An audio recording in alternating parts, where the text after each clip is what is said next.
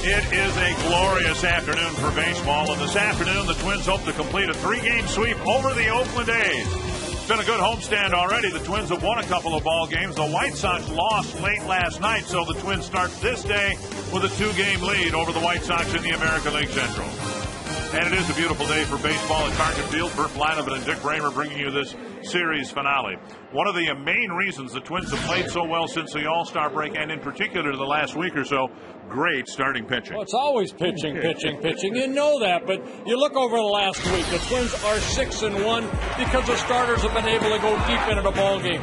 Very good combined 3.13 earned run average.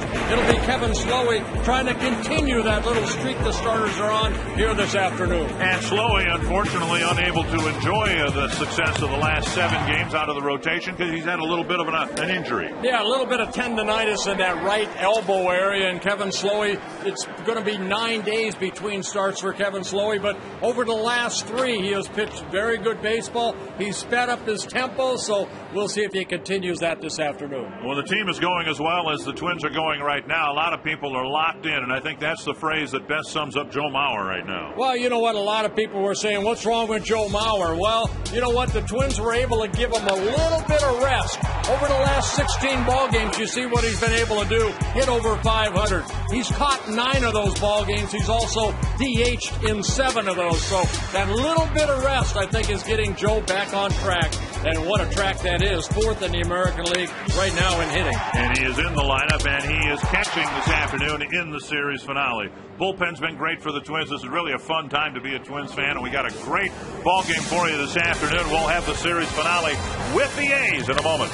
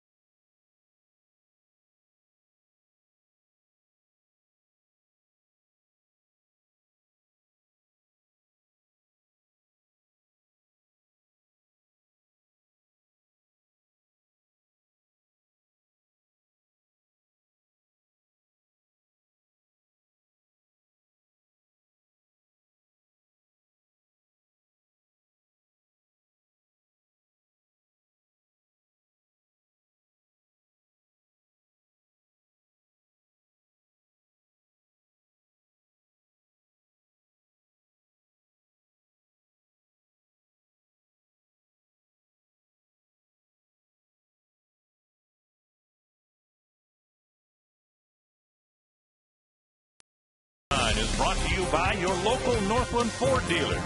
Visit your local Northland Ford dealer or go to northlandford.com. By Menards. Save big money on all your home improvement needs at Menards.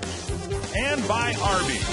Come into Arby's today for their new $1 value menu. Welcome back to Twins Baseball on My 29 as the Twins look for the sweep over the Oakland Athletics here this afternoon. Hi, everybody. I'm Jim Rich, and the Twins extended their lead atop the division to 2 games last night thanks to the 3-hit shutout by Brian Duensing and the Chicago bullpen not being able to close the door against the Detroit Tigers. That hasn't been a problem for the Twins as of late, as their bullpen has been fantastic, and one reason why has been the efforts of Jesse Crain, and he's our Home Depot improving player. Now, Crain started the year out slowly. In his first 25 appearances, he had an ERA over 5.47. But since then, in his last 27 outings, he's pitched 24 and a third innings. His ERA 0.37, and opponents are hitting just 150 against Jesse. Kevin Slowey goes for his 11th win of the season. Dick and Bird have first pitch next as we continue here on My 29.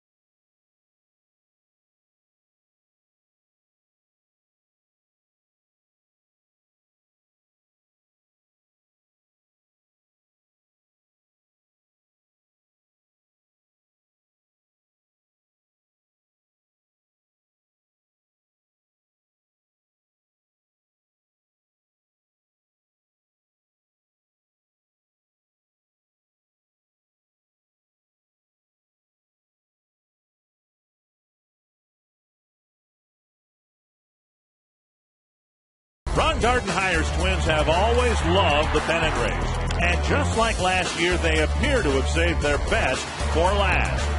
With a 2-game lead in the Central, Minnesota sits a season-best 17 games over 500. And today, they go for the series sweep against the A's.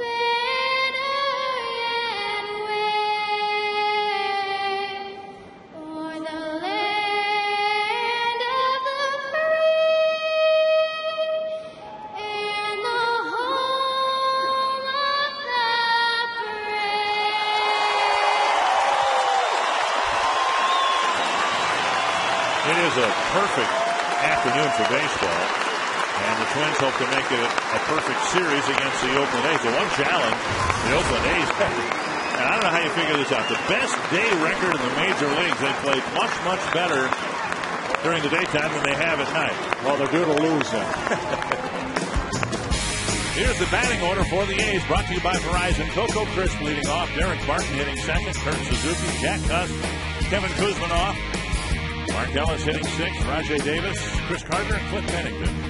And the Schmelz Countryside Volkswagen Scatter Report on today's starter. It'll be Kevin Slowey. Now, we talked about it in the open. Bothered by a sore right elbow. Had a little tendonitis in that elbow. Threw a couple days on the side, and he said he's ready to go. And Kevin Slowey has not faced the Oakland A's since 2008. Very good numbers.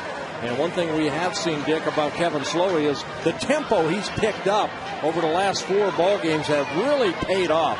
2-0 over his last 3 starts, and he has not, he has pitched good. His last loss coming in June. Over his last 7 starts, he is 3-0 with an ERA just under 4. And the defense love playing behind a guy now like Kevin Slowey because he works so quick. Jason Repko getting his first start in left field in the Northland Ford defense. Span and Kubel in the outfield. Valencia, Casilla, Hudson, and Kadire in the infield. And Joe Mauer wanted to catch today, so the manager more than happy to put him back there. Repko, we've seen him in center field. We've seen him in right. Giving Delman Young a break, who had played in 56 straight games. Yeah, good for Delman Young. He needs Gardy will do that a lot. With guys that are just kind of worn out, I think we've seen Delman Young, get today off, tomorrow's an off day, and then he'll be ready for that 3-game series against the White Sox. Mentioned the A's have done very well in day games. The Twins have done pretty well in the day games, too. It's just one of those quirks among statistics. Here's the Menards key stat. The A's 28-11 in daytime, and the Twins playing about as well during the day as they have at night. Is there a reason? Probably not. It just happens. They've tried to explain it, saying, well, the A's have a young team and they respond better to daylight and daytime games, and they're more used to it because Oakland plays more day games than any other American League team. But it never worked for the Cubs when Cubs had all those day games. That's true. That's true. Here's Coco Crisp. And there's a pitch up high, ball 1. We'll keep an eye on Slowey's tempo throughout, because it really has been a dramatic change for him. He'll catch the ball from the catcher, get ready to pitch, and there's a strike on the outside corner. No drifting away from the pitching rubber at all. And trust your catcher. Trust, you go over the hitters. Right here, line drive. Kubel going back. Oh, he makes a great running catch on the edge of the track. Well, that ball looked like it was over the head of Jason Kubel, and he went back as quick as he could, and right at the last second put out that glove, and the ball fell right into it. So Coco Crisp hitting it sharply, Kubel going back, and then making a nice running catch over the shoulder for the first out of the ball game. So a big first out and a nice play by Kubel in right. And that'll bring up Derek Barton. Interesting contrast for the A's on how to lose ball games on back-to-back nights. Friday night they had so many scoring opportunities, a lot of hits, a lot of base runners, couldn't get the key hit. And last night they couldn't get many hits at all. There's a high pop-up headed toward Casilla. 2 down. Oh, what a great job by Brian Dunsing last night. Just his 14th Major League start, and 104 pitches for Brian Dunsing. He said he had a tough time kind of finding that right arm slot early in the ball game, but boy, did he find it. Only 3 hits allowed, and the 3 hits coming on singles, getting tied after the ball game, coming on singles in the first, second, and third inning. After that, he shut the door. Alexis looked back. 2 down quickly, and here's Kurt Suzuki. And a strike.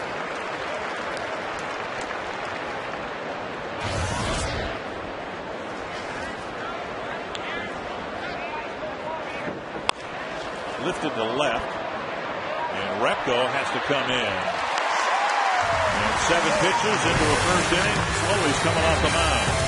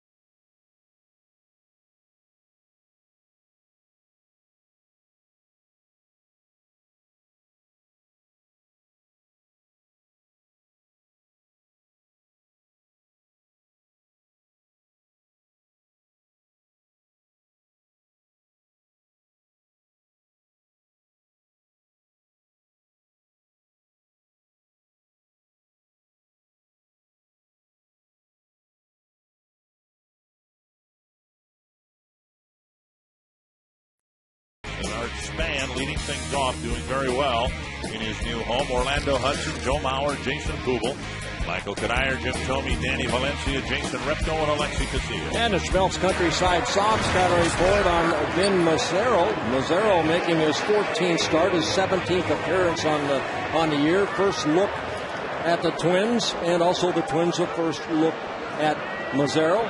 Good, relies on a good sinking fastball, and he's actually pitched against the American League Central Division better than anybody else. He's 3-0 in 4 starts against the Central Division.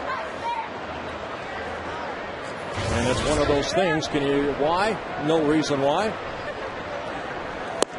And one pitch misses the outside corner. Next one hits it. It's 1-1 to Spann. Hudson and Mauer to follow. Didn't get much hitting done last night, scoring just a couple of runs against Trevor Cahill. Spann gets it past Barton and into right field. Should be a base hit for Spann to start the first inning. Northland Ford defense for the A's. In the outfield, Chris Carter in left, Coco Crispus center, and Rajai Davis in right. And Kuzmanov pretty good with the glove at third. Pennington and Ellis up the middle. Barton pretty good with the glove at first, and then one of the best heralded catchers in the game, Kurt Suzuki behind the plate. Yeah, 71 errors for the Oakland A's. That's 6th fewest in the American League. Of course, the Twins the fewest with 46 errors. Give you some idea how difficult it's been for the A's to score runs. And we showed you the graphic, the Twins over the last 7 games. A very good ERA in the low 3s.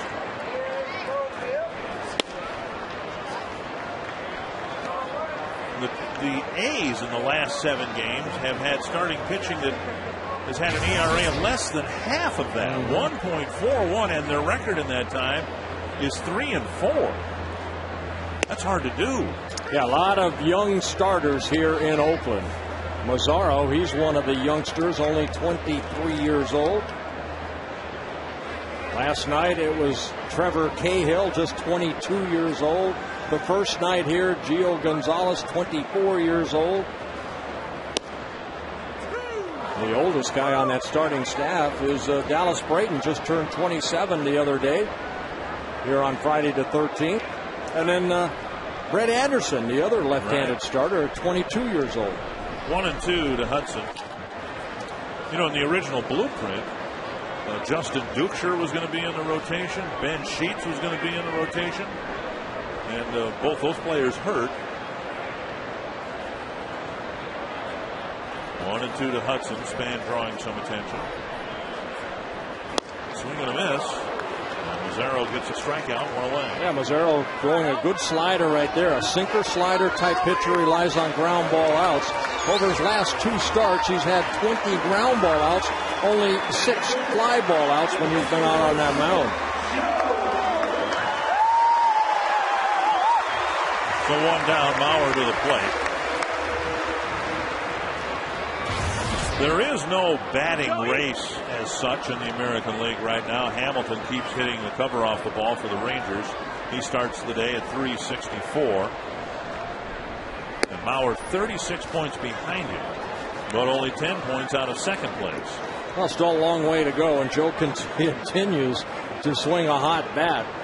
We showed you the numbers, for Joe Mauer over the last 16 ball games. Unbelievable, hitting over 500. 3 hits in last night's ball game. Double off the base of the fence and left in his last at bat. And of course, the one hope is at some point in this homestand he hits his first target field home run, just so that doesn't become even more and more of a quirky stat. Maybe today. It's Doink behind third. Spann flying to third base. Mauer with his 4th hit in his last 6 at-bats. Oh, very good read by Denard Spann. Of course, he's running to second base and wanting to make sure if Carter's not able to catch this ball, that he can scoot over to third. Inside out swing, typical Joe Mauer swing. The ball hits softly in the left field. Carter cannot get to it, so Spann, seeing that, hustling over to third, puts runners at the corners with 1 out. Jason Kubel will hit with 2 men on, 1 out. The A's playing back for a hoped-for double play grounder.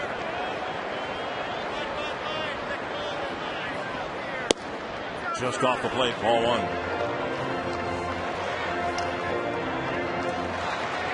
Google last night had a tough night at the plate, a couple of strikeouts and a ground ball double play. But a lot of guys had tough nights against Cahill. This one to left. Carter comes in, makes the catch. Span bluffs the tag. And the throw up the line a little bit. No chance for Span to tag. And Carter charging toward the infield, had a lot of momentum behind that throw. Yeah, one thing we have seen from Carter is that he has a very solid arm, very strong arm. And that's one thing Scotty Alger, I'm sure, took in consideration right there. Do you send Span or not? And Carter running in on that ball and then throws the ball, on the infield side. But you can see he had something behind that throw. Here's Cuddyer. He bounced into a double play last night.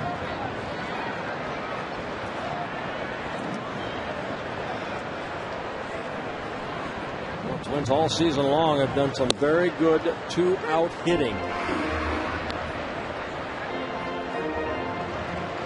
Cuddyer taking strike one. Cuddyer tonight hosting his benefit, a celebrity waiter event at the Capitol Grill, a few blocks from Target Field to benefit the Boys and Girls Club. Outside 1-1. Yeah, it's always more fun going to those functions after a victory than a loss. So let's go, Twins. Especially when you step up to the plate and hit a 3-run home run in your first at bat. That would make tonight a really special night for Mike. Sounds like a call to me. You know, his drought here at Target Field has been almost as long as Mauer's. Cuddyer was the early home run king here at Target Field, and he hasn't hit one here since early May. 1-1. Slicing it foul. Mazzaro making his 14th start. He's worked 88 2/3 innings coming into this ball game. He has allowed 12 home runs, 33 walks, 59 strikeouts for Mazzaro.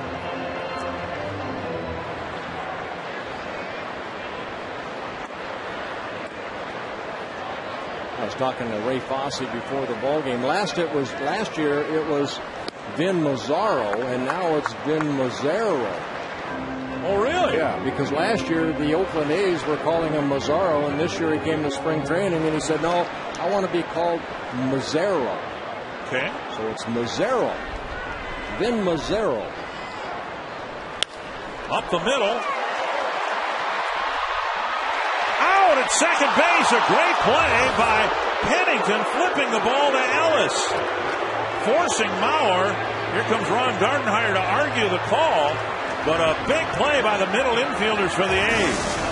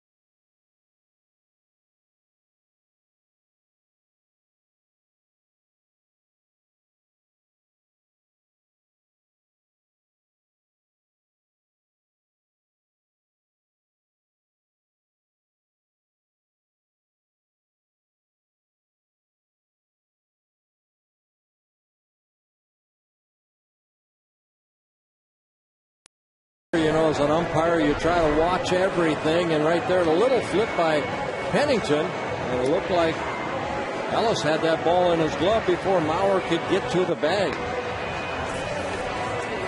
So the Twins get a couple of hits and a fine play by Pennington and Ellis keep the Twins from getting the first run of the game, and now we go to the second inning.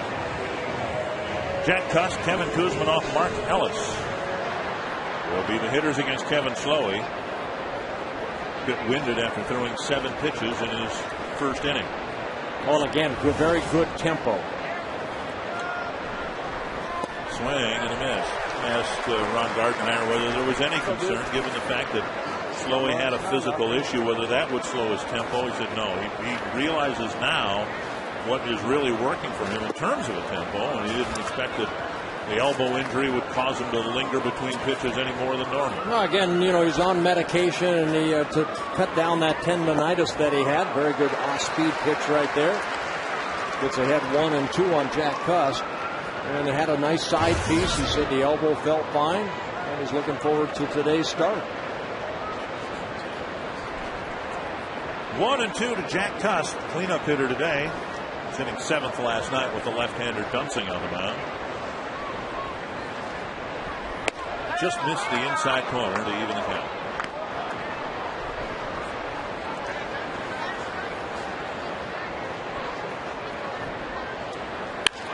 And a breaking ball.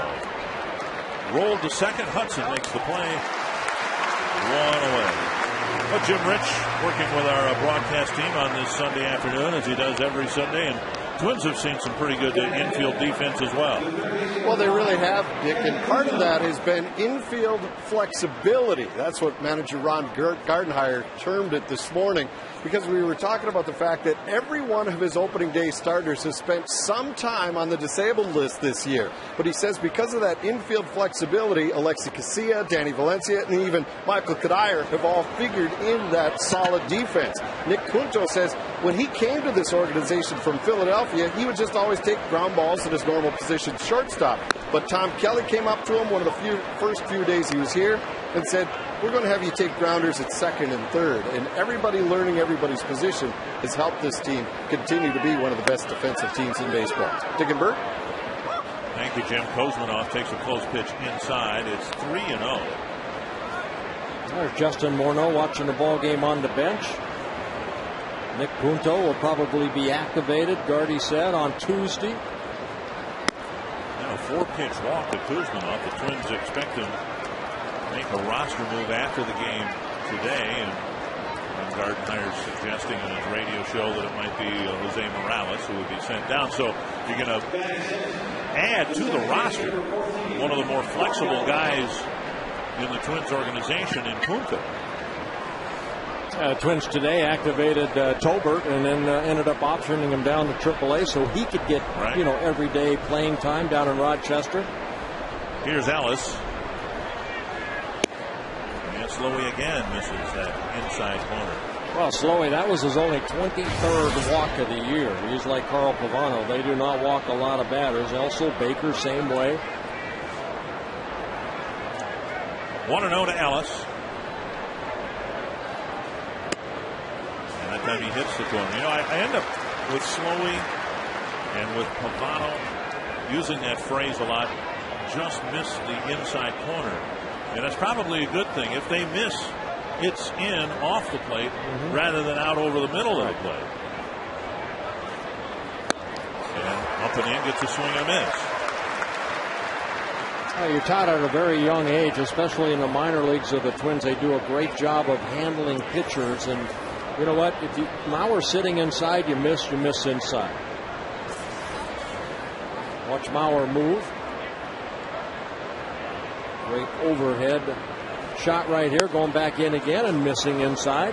Really pounding Ellis inside. They tried to do the same thing to Kuzminoff.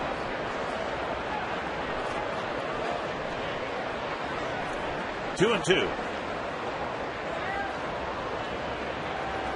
Now Mauer moving away. And a breaking ball. Good location down. Ellis tapping a foul.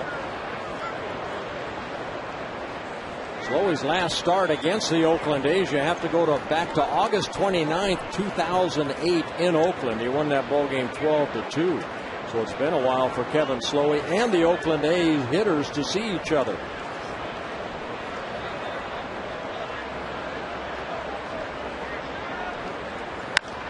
Popped up. Kadir over for a look. Out of play. Twins are wrapping up the series here. The Tigers and White Sox are wrapping up the series in Chicago. Kevin Slowey actually made his major league debut against the Oakland A's in Oakland on June 1st back in 2007. Got a no decision. Twins ended up winning that ball game in 10 innings, 3-2. He worked 6 innings, struck out 3, allowed a couple runs.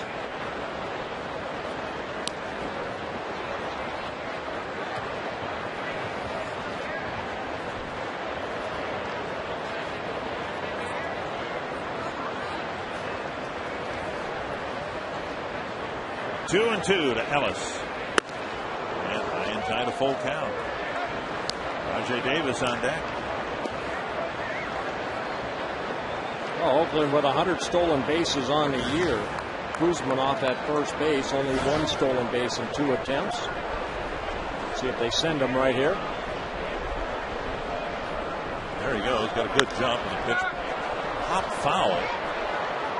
Repko has a long run and just enough room to make the play.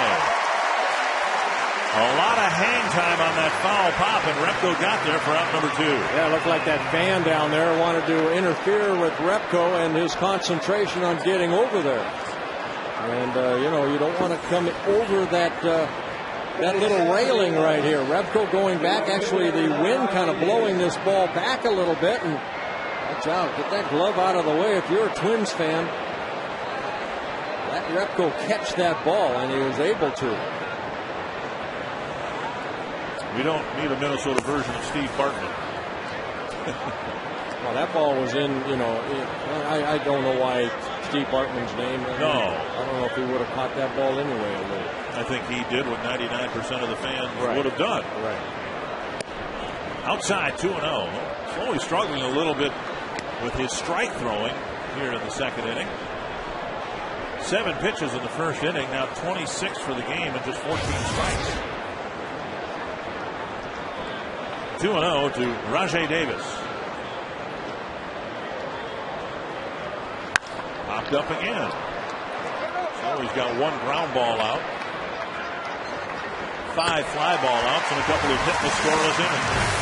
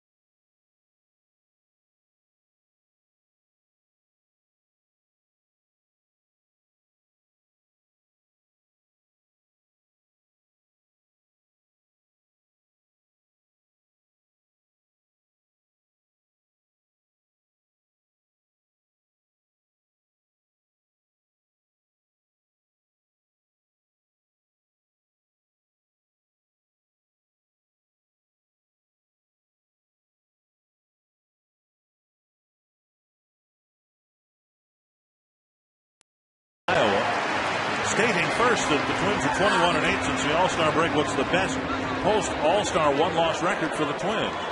And there they are right there with 3 of those 5 seasons. skippered by Ron Gardner.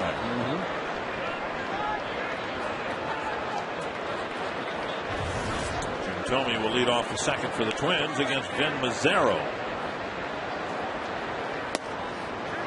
And Mazzaro misses the inside corner. Last year the Tigers called up their catcher Alex, and he wanted to be known by Avila. And then he went back to the more traditional pronunciation of Avila. And whatever you want to call him, he did the Twins a big favor last night. He had a 2-run home run in the ninth against J.J. Putz to beat the White Sox. 2-1 to Thome.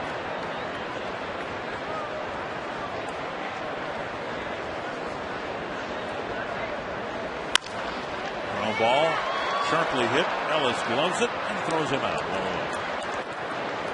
That'll bring up Valencia. White Sox scoreless at the bottom of the second against the Tigers.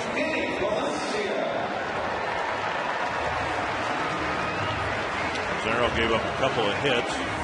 Span a ground ball hit in the first, and then Mauer just hit a little chip shot behind third. Twins haven't hit much of anything hard against him. Valencia has been stinging the ball so far in this series. He takes strike one. Mazzaro working off that first base side of the pitching rubber.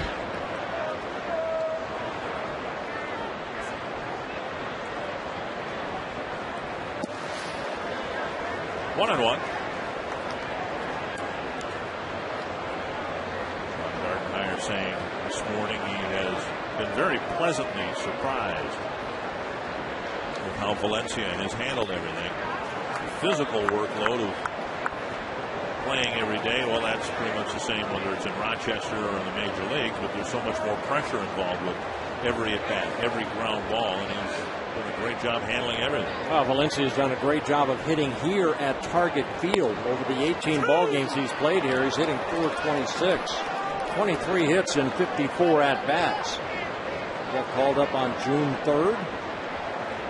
And the team, when the Twins were out in Seattle.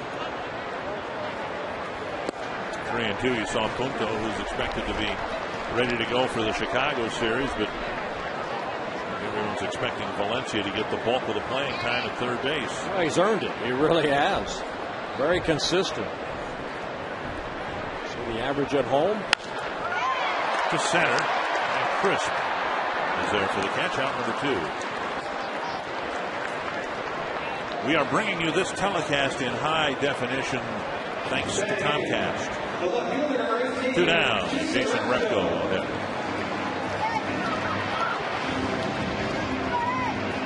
The A's trying to hang in the American League West race.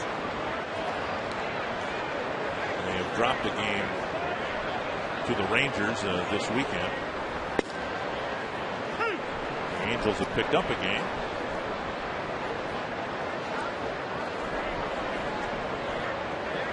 One strike. Repko fouls it to the backstop. Well, Mazzaro, I mentioned he works off the first base side of the pitching rubber because he does throw across his body a little bit, and it's a little bit easier for him to hit the outer half of the plate. If he was over on the third base side, then he would be stepping toward the dugout, say, of the Oakland A's. Then you have to really fight to hit that outer half of the plate. I'm sure Kurt Young, the pitching coach, moved him over, and that allows him to hit that spot down and away a little bit. You can see he's going to open up, but that slider way away. I apologize because I don't think I'm going to be able to come up with the name, but you remember the guy the Texas Rangers had 10, 12 years ago who really stepped across his body. He almost stepped toward the third base dugout, a right-hander, and it looked like he was going to hurt himself. Weak ground ball to short, and Pennington has it, firing it across to Barton, and it's a 1-2-3 second for Vin Mazzaro.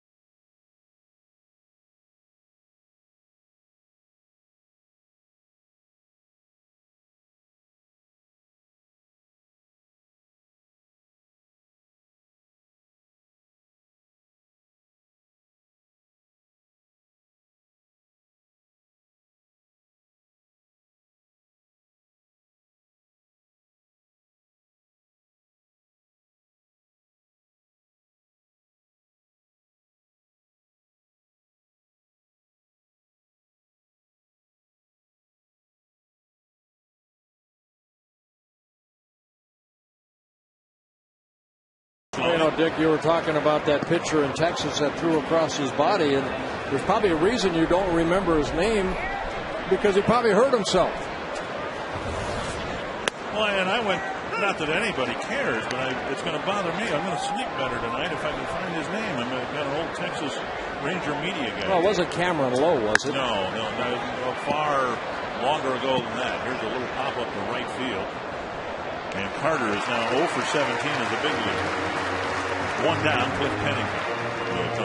And a lot of fly ball outs for Kevin Slowey. Again, he's a fly ball pitcher. He and Scott Baker have that fastball. It's not like a Blackburn type sinker. You know, he's a fly ball pitcher, and this has been a good ballpark for Kevin Slowey because he's a fly ball pitcher, and you know, this is a good pitcher's ballpark so far. Kevin Slowey 6-3 here at home with a 3.73 ERA, and at home on the road 4-2, but a very high 5.34 earned run average. One strike to Pennington, and now a ball. Pennington played it short 2 nights ago. Steve Tollison got the starting assignment in last night's game. Another one hit in the air. And Kubel coming in. First time through the order, and Slowey's got 1 ground ball out and 8 fly balls. But the most important thing, they're outs. That's right. Visit the official online shop of the Minnesota Twins at twinsbaseball.com. Browse the largest selection of official gear. Get the latest apparel, nostalgic memorabilia, authentic classics for the whole family. Get your gear from the official source, the twinsbaseball.com shop. Accept no substitutes. Low to Crisp, ball 1. Coco Crisp currently on a 7-game hitting streak, and over his last 9 ball games, Coco Crisp is hitting .400. 2-0. Twins saw a lot of Coco Crisp when he was with the Cleveland Indians, spent some time with the Red Sox and the Royals in his first year with the A's.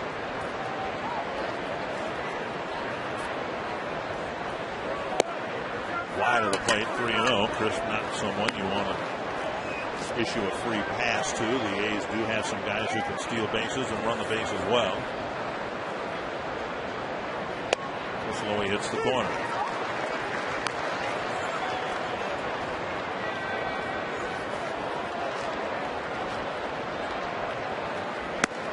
And second walk issued by Slowey. A's still do not have a hit, but now a base stealing threat at first.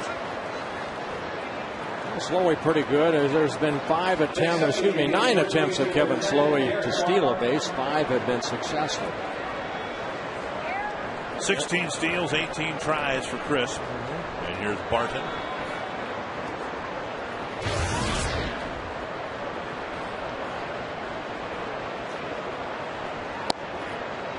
Strike 1. So far, so good for Slowey, who's kept this quick tempo going. Pitched effectively after, in essence, having a start skipped because of some discomfort behind the elbow, the backside of the elbow. Strike 2.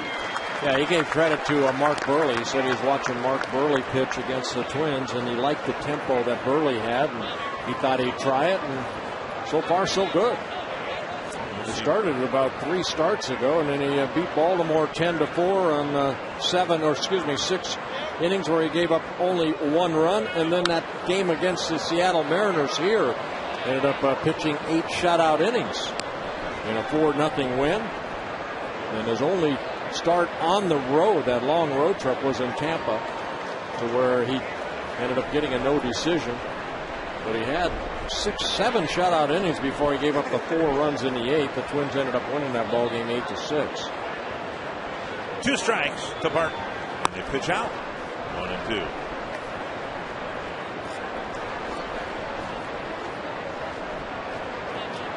Steve Little thought maybe something would be up. Slowey's command and control. Could back up 1 pitch out with another one, couldn't you? I asked Ron Gardenhire this morning, the Twins have had a couple of big pickoffs over the last few ball games. Scott Baker picked a runner off first. Last night, speedy runner Davis was picked off at second. Just outside. And I asked Gardy, I said, now, has there been a increased emphasis on watching runners? He goes, no, it's from their advanced scouting reports. An advanced scout looking at the A's in this case and saying, you know what, this guy looks like he could be picked off. And here's how you might be able to pick him off. 3-2, and now Chris will take off. Let's see how Cuddyer plays it right here with 2 outs. And the dugout telling Cuddyer to play behind Coco Crisp.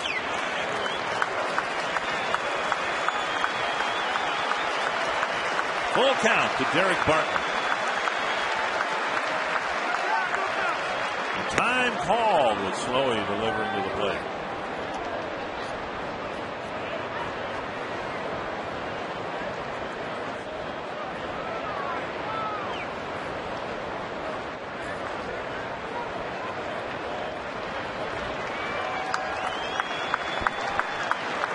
To Derek Barton.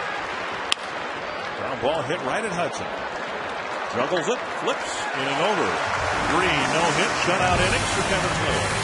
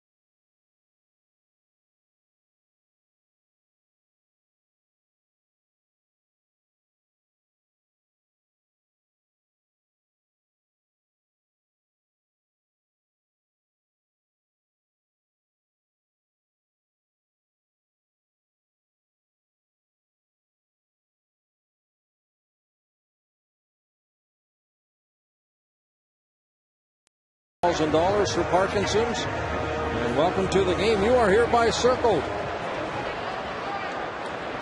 Alexi Casilla will lead things off for the Twins in the third.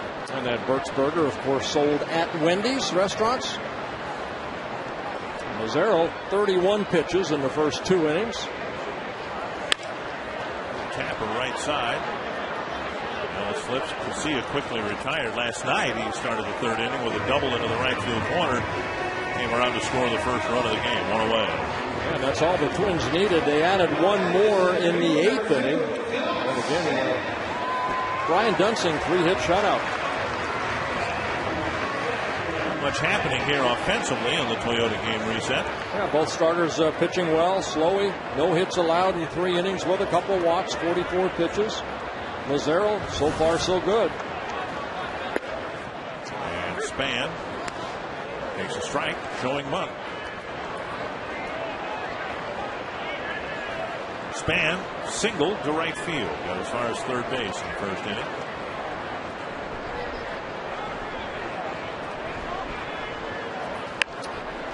There's a bunt. And Barton tags Span. Out number 2.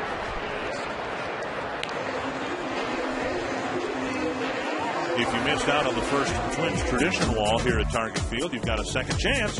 Have your name or your family's name etched permanently on the Target Plaza by participating in the tradition wall program. The first wall, a quick sellout last year.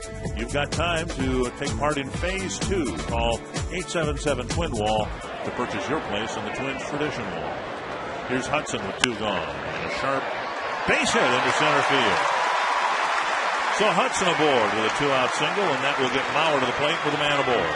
Well, jumping on that first pitch, Hudson lining it right up the middle. Twins get their 3rd hit of the ball game, all singles. Hudson hitting over 280 from both sides of the plate. And jumping on that first pitch.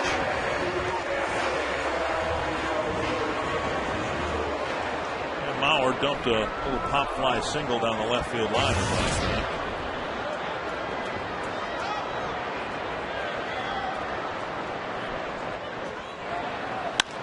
There's another one over the bag. Foul by about a foot. Oh, come on. How could that go foul? You mean the way he's going? You know, in addition to just being a great hitter, what we've seen from Mauer in June through July and into August, it just goes in cycles for the best hitters too. Some of those balls that he hit last night, 3 sharp base hits, some of those were caught in June. And the manager and Joe both said the same thing. You know, still hitting the ball hard, so it's hard to be too upset. And I think Ron Gardenhire said it best. There are a lot of things he worries about, but Joe Mauer in his swing is not one of them. Well, I think, you know what, Joe, and we mentioned in the open, Dick, you know, I mean, over the last 16 ball games, he's caught 9 of them. He's DH'd in 7 of them. He's got a chance to kind of, you know, regroup a little bit and let his body heal. Catchers get beat up so badly. And, you know, Drew Butera did a great job while Joe was kind of nursing some injuries. But now it looks like Joe is back to seeing the ball extremely well and finding a lot of holes. 1 strike to Mauer. Swing and a miss, 2 strikes.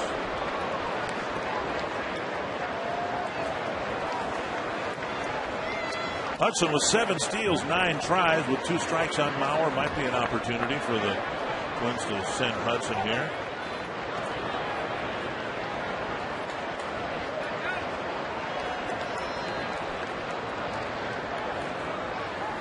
Checked his swing, I think. McClellan said he did. It's his opinion. It's the only one that matters. 1 and 2. A good hard slider, inner half of the plate. Take a look right here. Very close.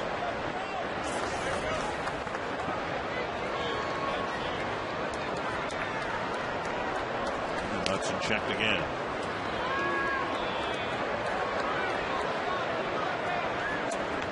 Mazzaro replaced Brett Anderson in the rotation, and now Anderson will follow him in the Oakland rotation. Anderson had some forearm issues.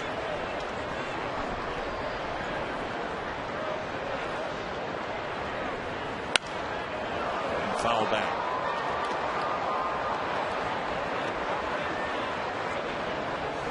At the beginning of the year, the Oakland A's were hoping that Justin Butcher would be kind of the older veteran on that staff, but again, he had another hip surgery that might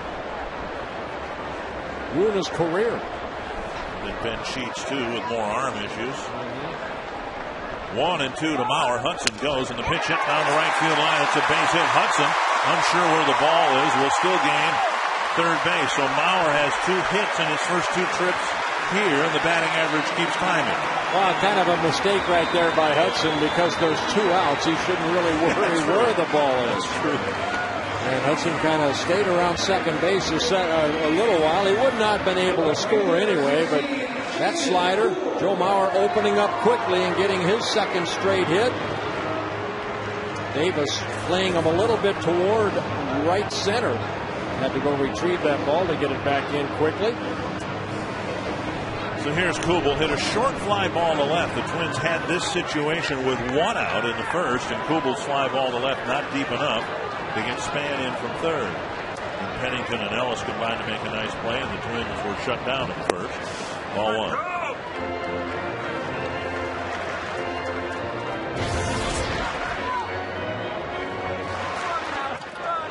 Among players in the lineup today, Kubel, the team leader in runs batted in, with 74.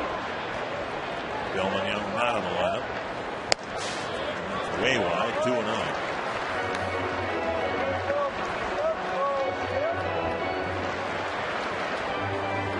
4 singles for the Twins. Another chance to draw first blood here in the third.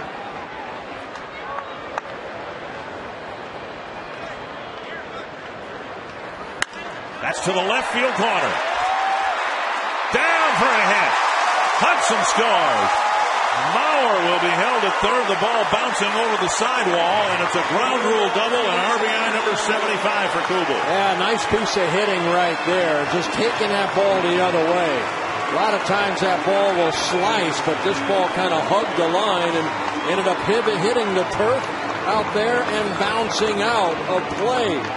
Look at that right there. Good piece of hitting, taking that ball down that left field line. And that ball does stay fair, bounces into the crowd for a ground rule double. And the Twins take a 1-0 lead as Hudson scores. Mauer has to stop at third.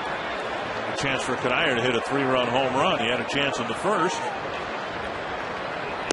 Takes outside, ball 1.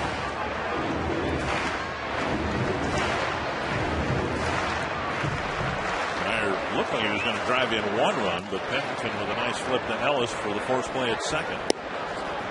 And a strike. Well, take a look right there. Hits the dirt area and then just bounces, ricochets with all that spin that ball had. And it did stay fair. Ground rule double. Kubel's 18th double of the year. Fastball just off the outside corner, 2-1.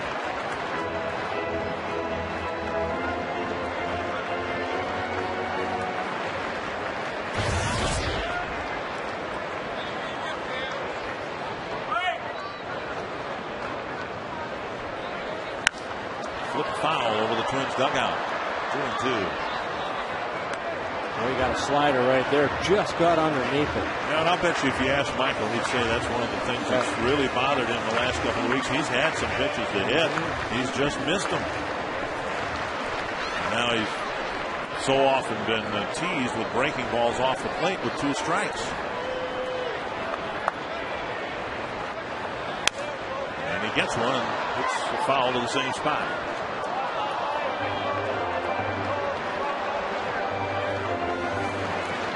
Mazzaro with 1 strikeout, that being Orlando Hudson in the first inning. A good slider down and in to a left-handed hitter. 2-2 to Kanier.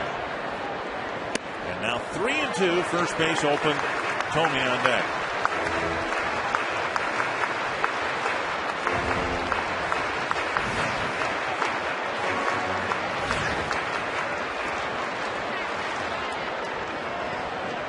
Guessing slider right here. And it's in the dirt. Kanier draws a walk. So he doesn't hit a 3-run home run, but now Thome can hit a 4-run home.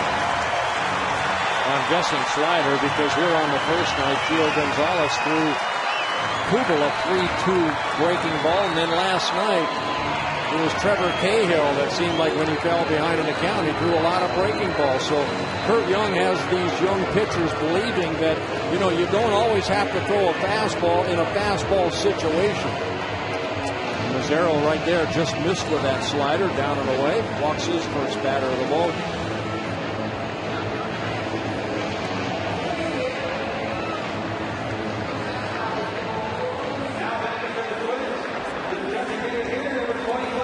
Thome hit a ground ball to second his first time up. Well, let's see what kind of shift the Oakland A's put on. Not a severe shift like normal because of the bases loaded. Mauer will get a really good lead in case maybe a wild pitch. Ooh. A swing and a miss that was fun to watch. I think he tried to hit that ball into my condo downtown. 1 strike to Thome.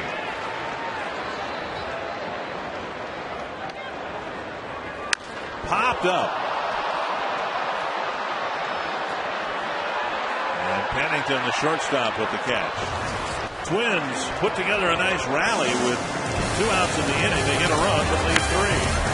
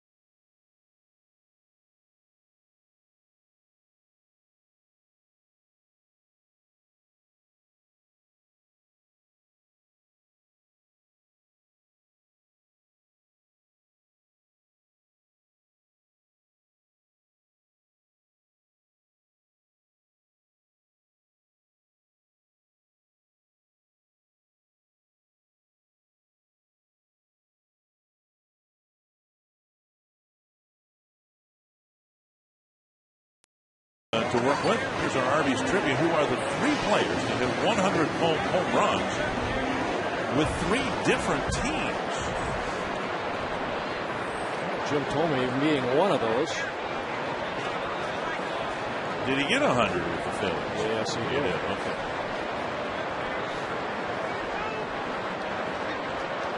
Here's Kurt Suzuki leading off the 4th against Slowey. Just told by the truck that Jim Thome did not. Yeah, I don't think he quite got to 100. 47 one year, I know that. High fly right field. Google's been kept busy. 1 away. How about Canseco? With Texas and with Oakland and with fill in the blank. New York, Tampa Bay, Toronto. I don't know if he was long enough with some of those other clubs to do that. Yeah.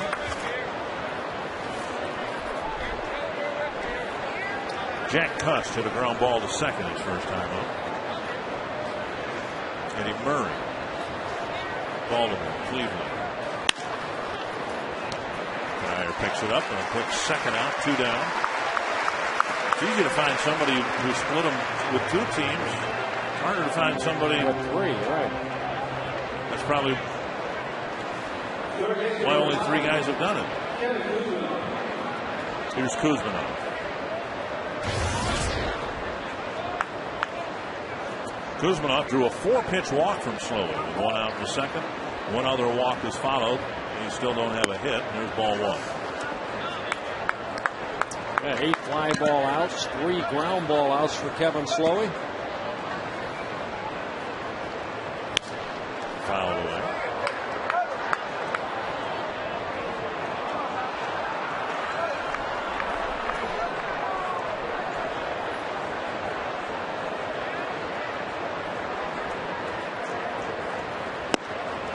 Nice off-speed pitch, and Kuzminov buckles and takes strike 2.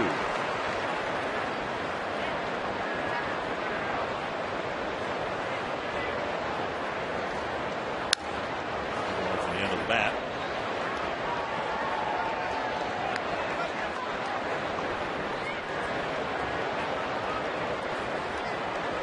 One and 2. The A's third baseman.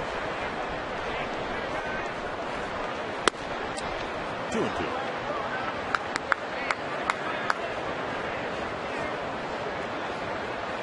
Slowey looking for his 11th win of the year. Breaking ball gets a strikeout. And his first strikeout of the ball game. Second 1-2-3 inning, and it comes up as 9 pitches.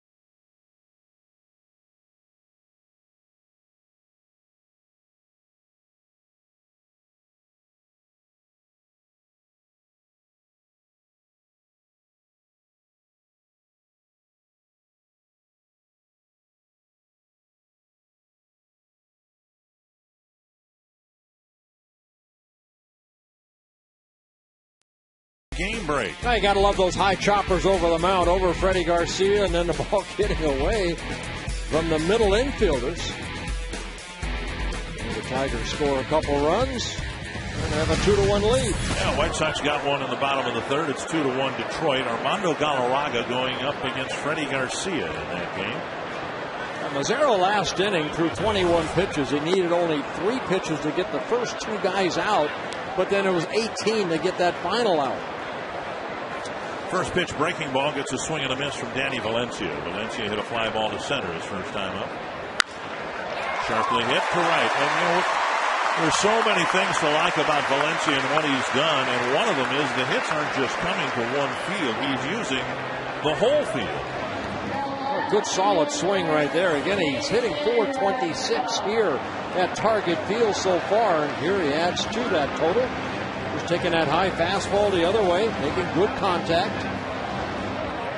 Here's Jason Repko, hit a slow roller to short his first time up. Twins get their 6th hit of the ball game. Strike to the knees. You know, perspective is everything in baseball, and perspectives change over the course of a long season. You know, a month or so ago, things weren't going real good for the Twins. Right now, there's only 5 teams in baseball with a better record than the Twins. Outside, 1-1. Twins 17 games over 500, and they haven't been 17 games over 500 since as an organization since August of 2008. So the Twins playing very good baseball. The Twins continue to play well here in the next few days. They could end up with a better record than Texas. They're in just about a flat-footed tie with Texas right now. The Braves have a very similar record. So maybe as soon as tomorrow, the Twins would be in a position where only 3 teams in the major leagues have a better record. Tapper to third. Kuzmanov waits. And he fires across. Close play. Repko retired and on the play. Valencia goes to second. Yeah, good hustle by Repko right there, making it very close at first. I don't know that we're getting enough time to contemplate our Arby's trivia question. So, who are the 3 players that hit 100 home runs with 3 different teams? I bet you all the viewers at home know exactly who they are. Darrell Evans, I never would have gotten that one. And if we had just a little more time, we would have gotten Alex Rodriguez.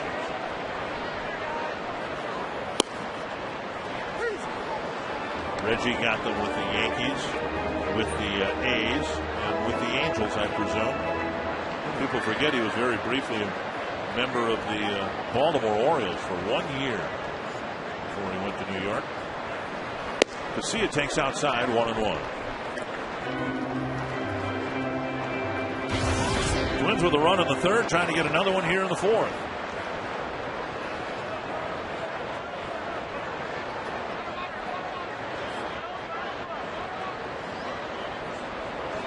Valencia dancing around second base, and Mazzaro steps off.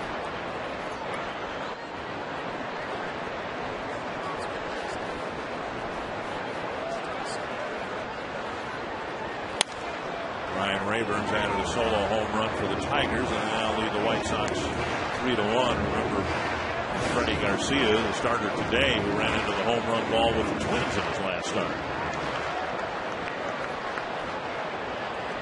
1-2 to Casilla.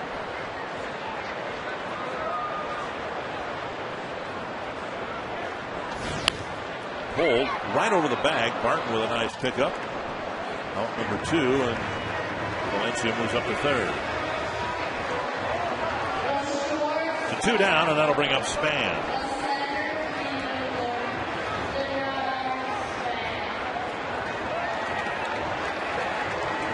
Span grounded a single through the right side in the first, then tried to bunt his way aboard, but Barton made a nice play to hang him out coming up the baseline. Yeah, that bunt just a little bit too hard and a little bit too close to the first baseline for Bernard Span, who has enjoyed hitting here at Target Field, hitting .333 so far this year.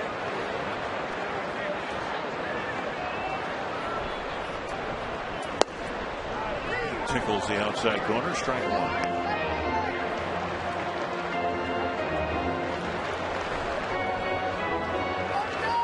Mazzaro, 23 years old, originally signed, or he did sign with the Oakland A's back in 2005 as their number 3 pick.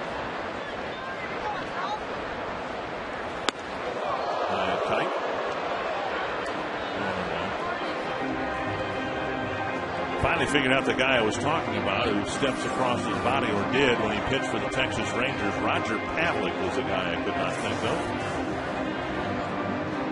He probably had surgery. He got, what, 6 years in with the Rangers? 1-1 to Span. Swing and a miss, 1-2. Very nasty slider right there. After a fastball up and in, didn't want Span kind of leaning out over the plate. He comes back with a very good slider down and in.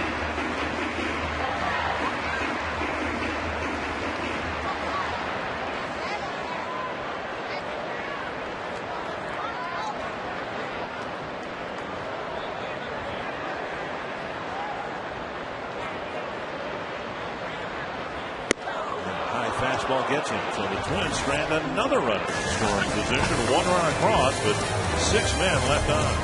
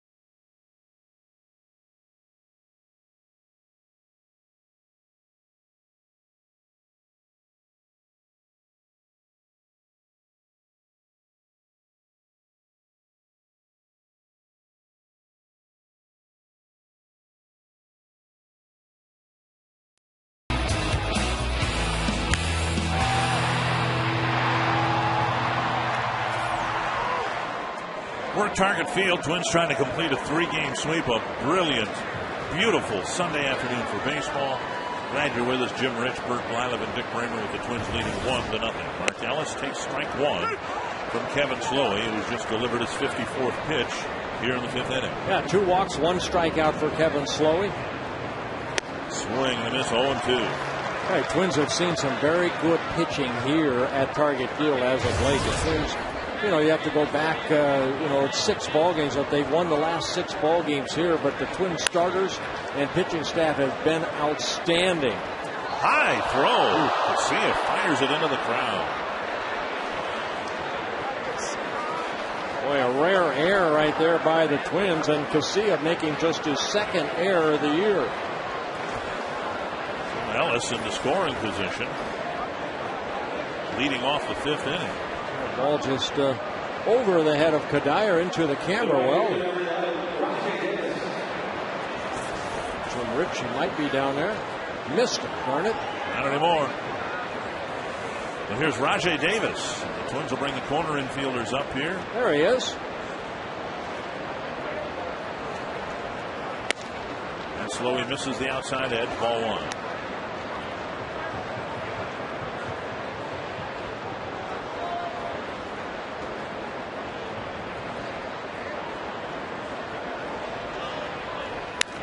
Back 1-1. Yeah, over the last 6 ball games, the Twins have won here. The pitching staff combined 0.83 ERA. Only 5 runs allowed over those 6 ball games. 4 shutouts. 1 against Cleveland, 2 against the Seattle Mariners, and then last night's win over the Oakland A's, winning 2-0.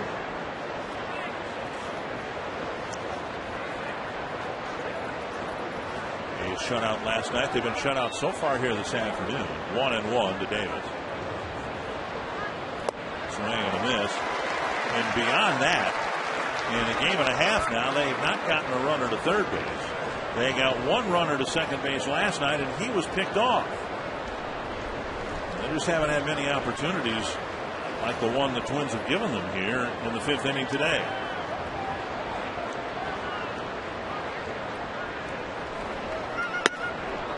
High and tight, and Davis staggers out of the batter's box. Just like last inning, Bernard Span kind of straightened up a little bit, and Davis, after swinging that breaking ball down and away, you go inside, and you don't want the guy leaning it out over the plate. Davis, of course, would like to have a pitch away to maybe hit that ball to second base to advance the runner. 2-2. Just missed the corner. Now it's a full count. And again, Davis jumping to get out of the way.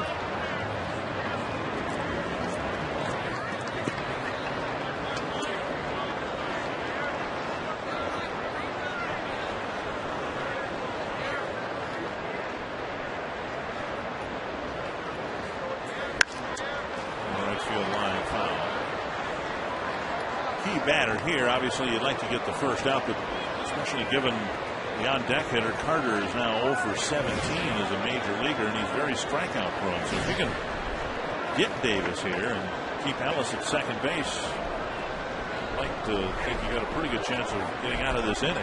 Some crack foul again. It still looks like Davis is still trying to hit that ball the other way.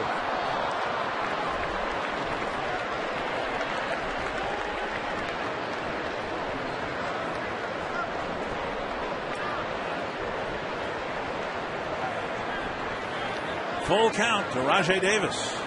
Got him looking. So a big strikeout. It took maybe a few more pitches than Slowey would like, but he got him. Well, it looked like that ball was going to go inside again with that fastball, and the little tight rotation, Davis gave up on it. Little breaking ball right there. A good pitch. Slowey picking up his second strikeout. So Carter, who had a fly ball to right in the first pitch he saw in the 3rd inning, comes up with a runner at second and one away. Just missing. So Carter now 0 for 17 with 7 strikeouts since his call-up, and Mauer's going to go to the mound. Ellis has been getting a very large lead at second base.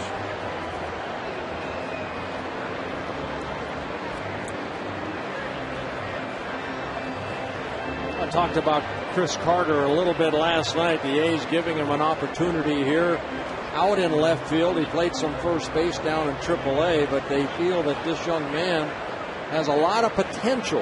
Down in AAA, he did strike out a lot, 124 times in 424 plate appearances. He hit .262. Going back our way. It has tremendous power.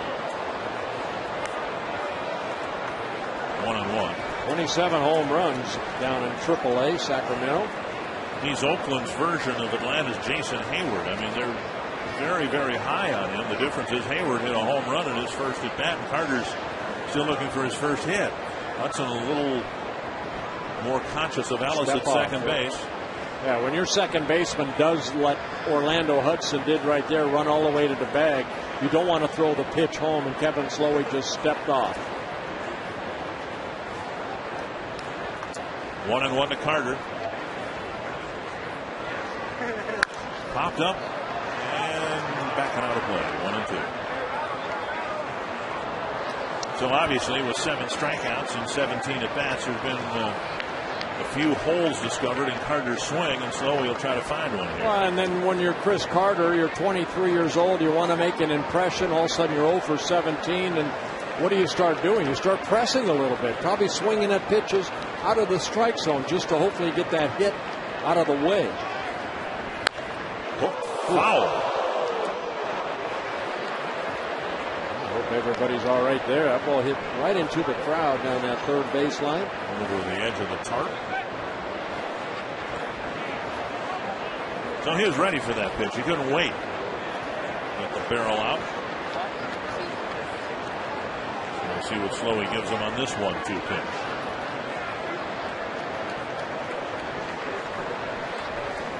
Even though Kevin Slowey doesn't throw, it's a good thing to show that base runner at second base you can do that. Get that left leg up and just spin and just fake. And a big strikeout for the second out of the inning, and now the number 9 hitter Pennington. Oh, big slow curveball right there, and Carter, it's been frustrating. Now 0 for 18 for Chris Carter. Definitely hit off his front foot there. You could see the back foot almost come off the ground. Pennington with a fly ball to right field. This will be Slowey's 70th pitch of the ball game. This is a high ball 1. We're trying to pitch around the Casilla two-base error at the start of the inning.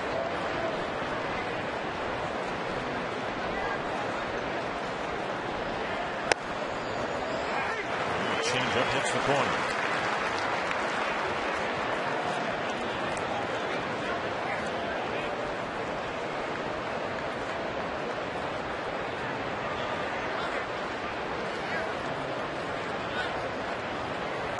Check swing, 2-1.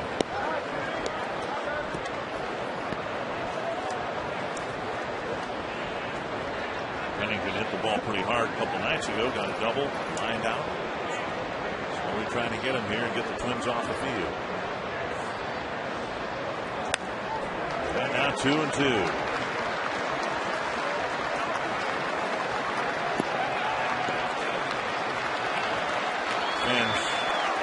Most of them, I'm sure, aware that Slowey hasn't given up a hit yet. Also aware that he's done a great job so far covering up the Casilla error. And that's what you want to do as a pitcher, because they make so many great plays behind you. Pick them up if you can.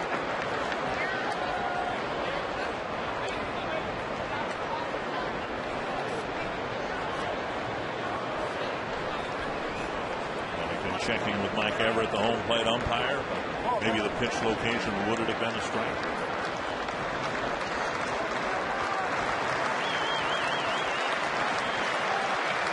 Another 2-2. Got him! What a job by Kevin Slowey.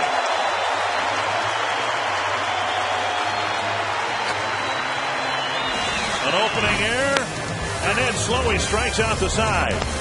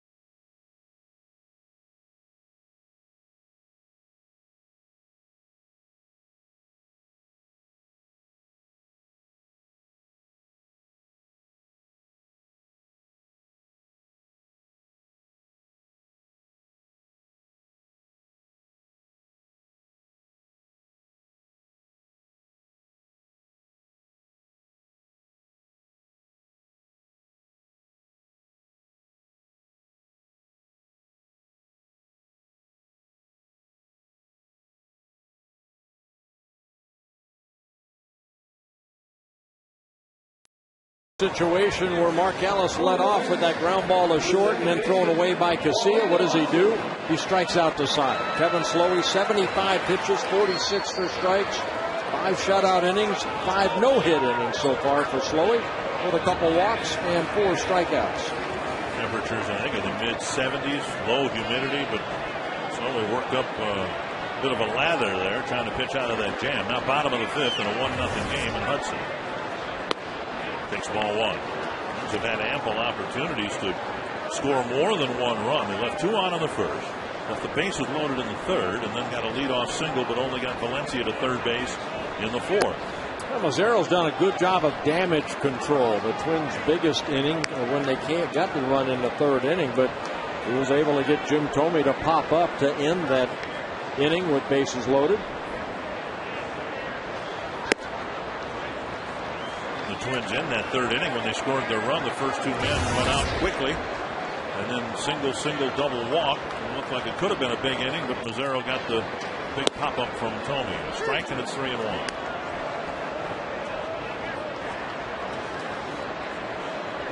Hudson got that 2-out single and scored the only run of the game so far. And now foul into the seats, 3-2. You grew up in California with Sundays being a big part, or baseball being a big part of your Sunday afternoons. This is such a beautiful day. And I mean, did you go to the Dodger games? No, not really. And Hudson will draw a leadoff walk. For me, Sundays in baseball kind of went hand in hand because we had the town team playing in my backyard. And that was a big part of Sundays. When I grew up in western Minnesota, the town team played. And the fans would listen to the Twins games on the radio. Bauer with a pair of hits. Hudson aboard with a leadoff walk. Well, my dad was a big Dodger fan. He'd always have the game on the radio. That's about all what I remember is Sundays, other than it was church day. Well, that too. I mean, when your dad's a preacher like mine was, that's kind of a foregone conclusion.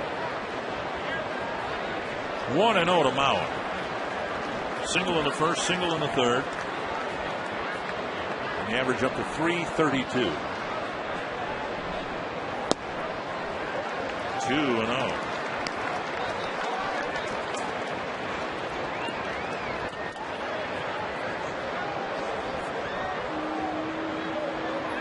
Mazzaro with 2 walks in the ball game, a couple strikeouts.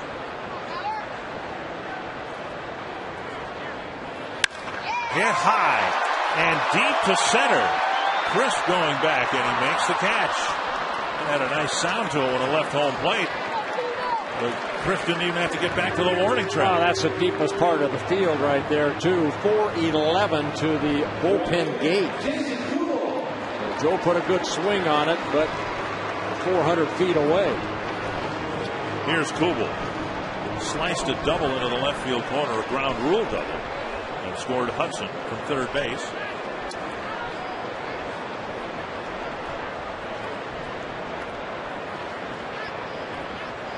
Yeah, that ball had a lot of spin on it, so when it hit the turf out there, it ricocheted into the crowd. That ball stays fair. Joe Mauer may have scored from first base. I don't know what Chris Carter would have been able to do with that ball rattling around that corner.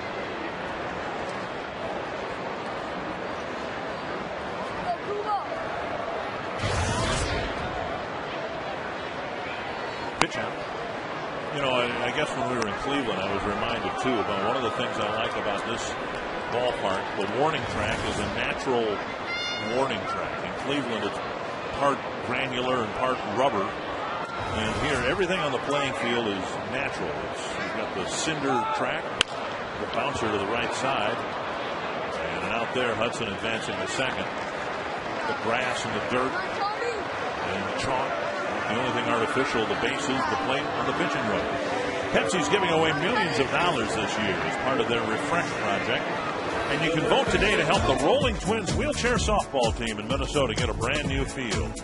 Michael Kadire is the spokesperson for this great endeavor, and you can visit twinsbaseball.com, click on the community tab, and vote for the Twins Refresh project and get the Rolling Twins a new place to play. Runner at second, 2 down. Kadire walked his last time up. Swing and a foul on strike.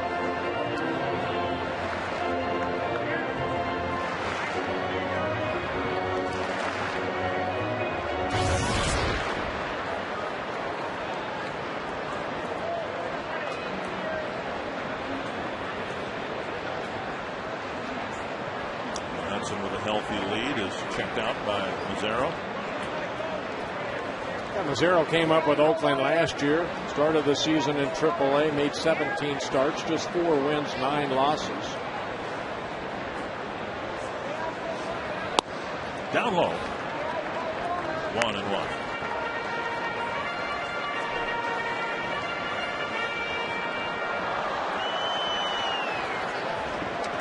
Waited until the 8th inning last night to get an insurance run. They'd like to get one here in the 5th. 2-1.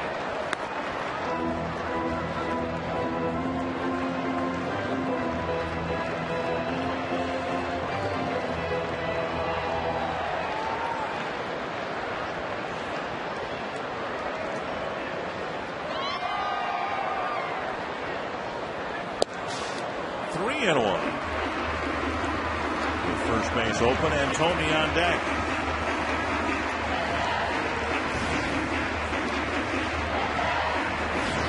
Came up with a couple of men aboard in the first, grounded out. A couple of men aboard in the third, walked to fill the bases. Now one man in scoring position. And a rocket off the glove of Kuzminov. Kadir is thrown out at first. A nice recovery by Pennington, the second fine play that the Oakland shortstop has made. And the Twins come up empty in the 5th.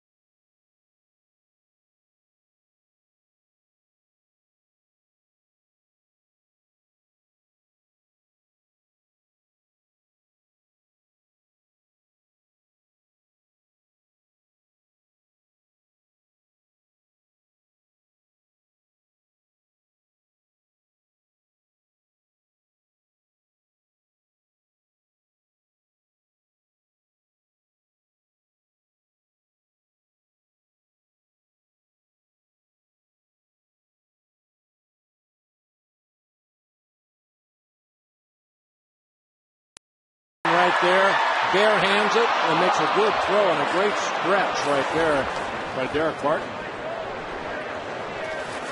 So we go to the 6th, and Coco Crisp will lead things off. Crisp hit a liner almost over the head of Jason Kubel. That's the closest thing the A's have had to a hit. Crisp line drive, and Kubel retreated, made a great catch, and then Crisp walked in the 3rd.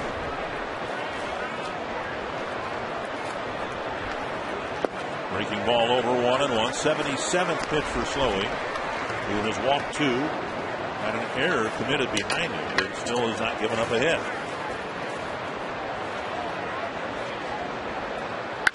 That's to left.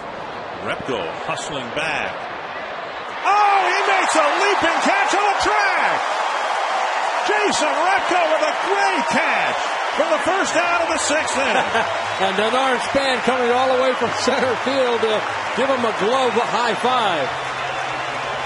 And Chris wondering, what do I got to do to get a hit in this joint? I'll tell you what, I mean, like Kubel, he hit the ball the other way, but Repko right there, watch him leap right there. What a great catch. Great timing of the leap to come down with that ball for the first out. Here's Derek Barton. High ball 1. Really nothing much else hit today with any authority behind it other than the 2 crisp line drives. Popped up near 3rd.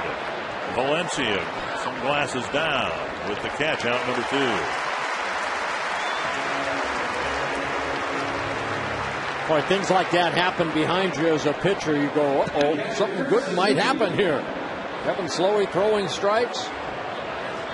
5 2/3 innings so far, is not allowed a hit. Couple strikeouts, 4 walks. Suzuki with a couple of outfield flies. Now, when you threw your no-hitter, how many extraordinary, above-average defensive plays would you think were made behind you? Maybe 1 or 2. I was pretty much under control. I think in the 9th inning, Toby Harrah made a great play off the bat of Don Baylor. He hit a rocket right to him, and Toby made a nice play. 1 strike to Suzuki. That's fouled into the seats. 2 strikes.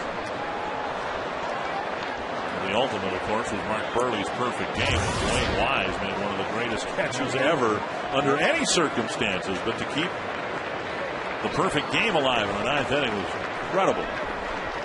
2 strikes. Slowey could use a quick inning. Little bit high, 1 and 2.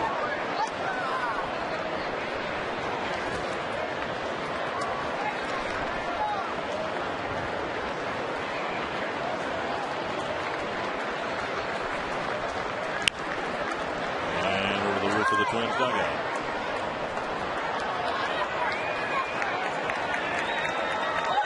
Slowey again had been razor sharp, but then felt some discomfort behind his right elbow. His turn was skipped. Certainly were hopes, but no one knew exactly what to expect here today. He's been brilliant again today. A foul to the screen.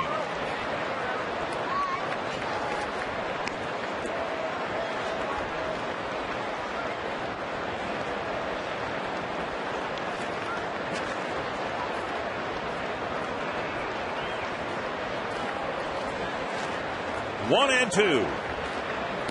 And now 2 and 2.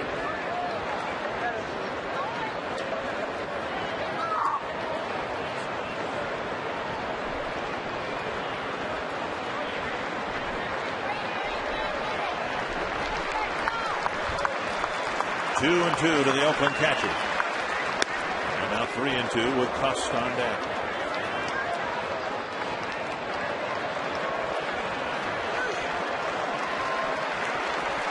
Two walks for Slowey. First in the 3rd, and Kuzmanov in the 2nd. And Suzuki's fought off some tough pitches here in this battle. A good pitch right there, down and away. Suzuki fouling it off.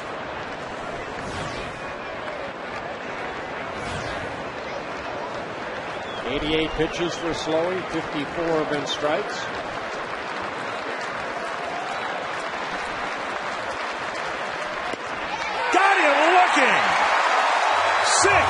No-hit innings for Kevin Slowey.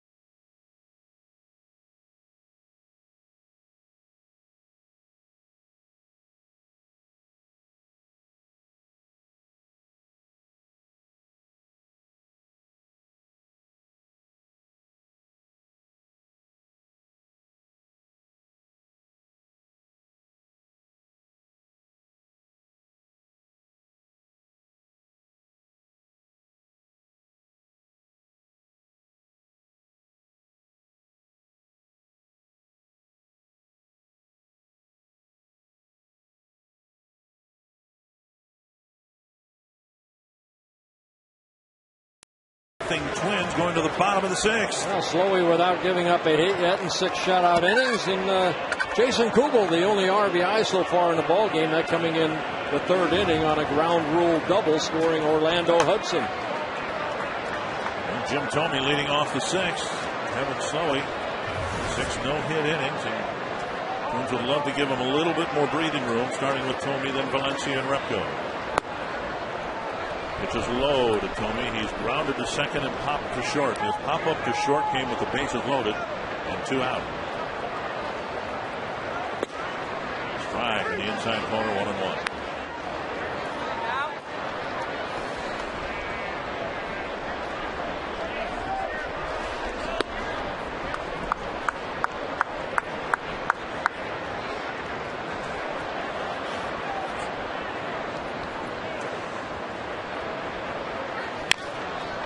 Bouncer up the first base line.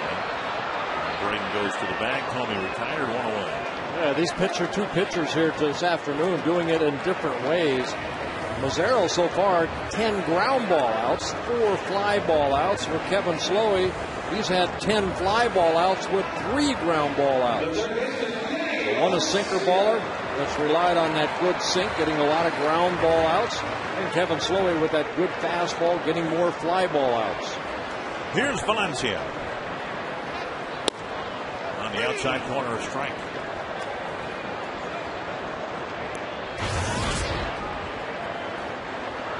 Peralta's added a 2-run home run for the Tigers. They lead Chicago now 5-1. Valencia to short right center field. And he has his second hit.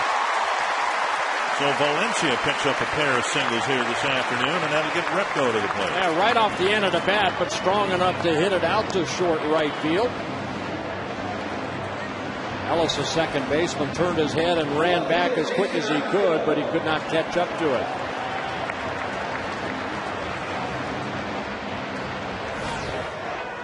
Have 1 extra base hit. Kubel's RBI double, and the way this game is played, it might take another extra base hit to score another run. And Scotty Elger, 1 strike. Repko with a couple of ground balls to the left side, 1 to short, 1 to third.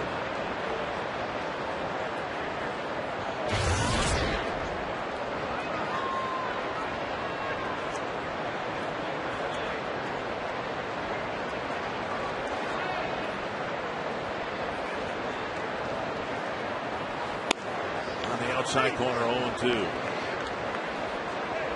And the Twins have won the first 2 games they're leading here, but how can you not like this Oakland starting rotation? Gonzalez the other night, Cahill last night, Mazzaro. Brett Anderson might be the best of the bunch. He's going tomorrow. Half swing, that's strike 3, and Repko's gone for out number 2. And Mazzaro picking up his 3rd strikeout. Sundays this year are Blue Bunny Kids Days. Kids Day tickets are half price in the U.S. Bank home run courts when an adult ticket is purchased before the game. There are kids-only player autographs. After the game, kids can run the bases on Target Field. Check out ticket availability for the next Blue Bunny Kids Day. Call 800-33-TWINS. And remember, next Sunday, the game time has been changed to 7 o'clock. Outside ball 1. And Casilla got a big hit last night, a leadoff double in the 3rd inning, and was worked around to score. Here he's looking for a 2-out hit. Keep the inning going. 1-1.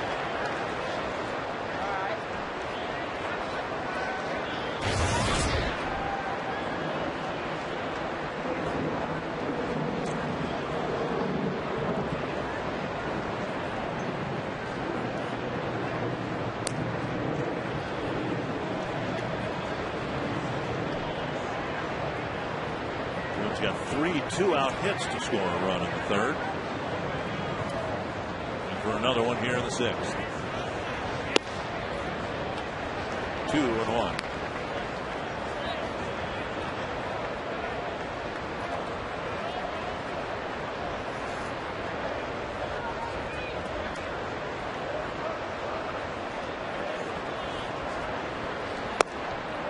Three and 1. Span on deck. Very close pitch taken for ball 3.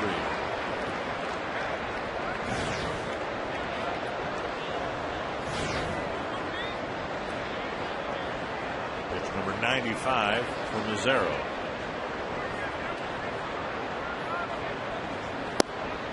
And the number 9 hitter draws a walk. First and second, 2 down for Span.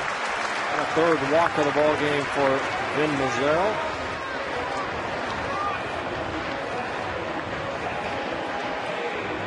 Span bounced a single to right in the first, bunted up the line for a hit in the third, but was retired and then struck out in the fourth with a runner at third. And here comes Kurt Young, the pitching coach.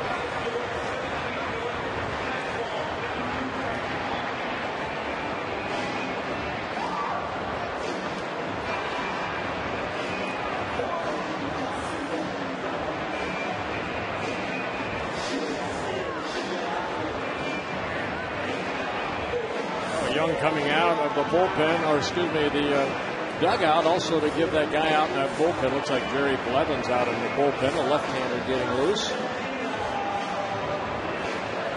Switch hitter Hudson is next, and then lefties Bauer and Kugel in the lineup today. There's Jerry Blevins, who worked here on Friday night.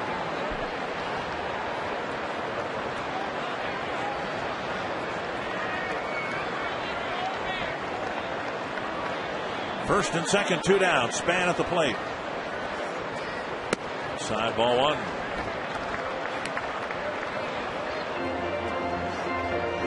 Twins left 2 on in the first, 3 in the third, 1 each in the fourth and fifth innings. And to cash in here and build a lead for Kevin Slowey. 2-0.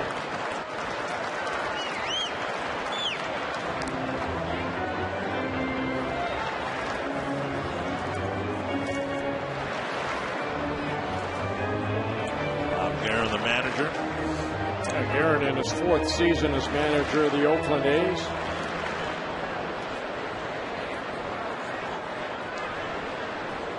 Two 2-0 to Span. Flip foul, 2-1.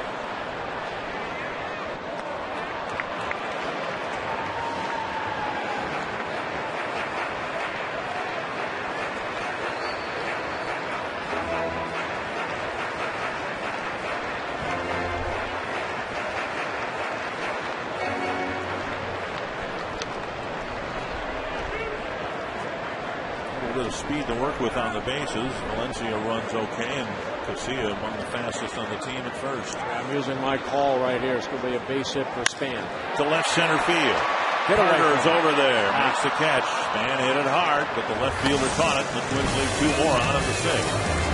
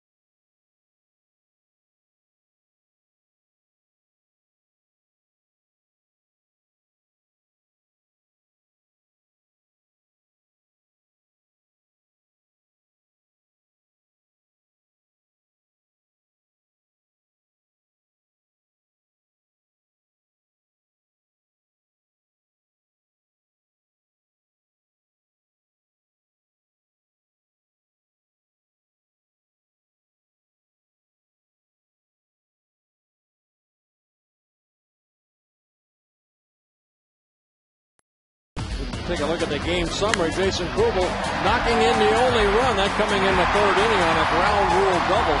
That allowed Orlando Hudson to score. And Kevin Slowey's 6 no-hit innings so far. With 5 strikeouts, a couple walks, he's thrown 89 pitches.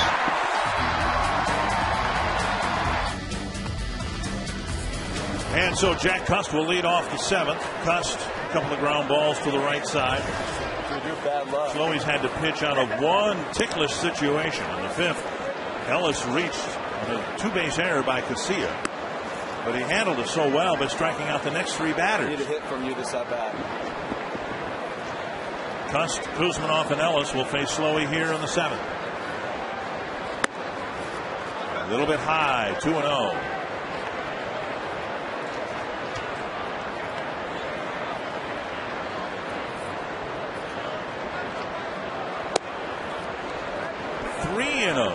Kuzminoff on deck. Slowey's issued 2 walks, a 1-out walk in the 2nd and a 2-out walk in the 3rd.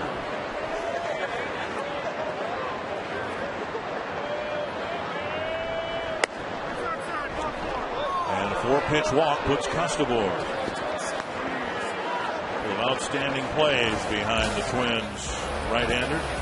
Yeah, started off with, right there, Coco Crisp. Jason Kubel robbing up maybe an extra base hit, and then right here, Crisp again. It's Jason Repko robbing up Crisp of maybe an extra base hit. But you run into trouble now. Slowey with 93 pitches, right. A guy that has not worked on the mound since August 5th. Good slow breaking ball right there. Kuzminoff swings through it. How far do you let him go? He had his start skip because of the pain in the back of the elbow. 1 strike to Kuzminoff. Double play would sure be welcome here. And this one fouled back. The problem is Slowey hasn't got many outs on the ground in today's game. Yeah, 10 fly ball outs, 3 ground ball outs for Slowey.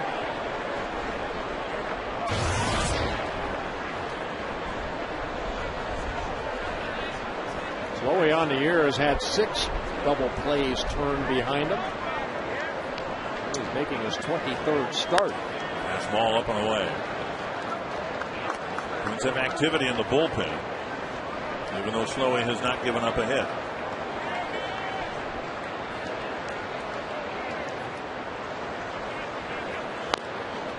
Swing and foul.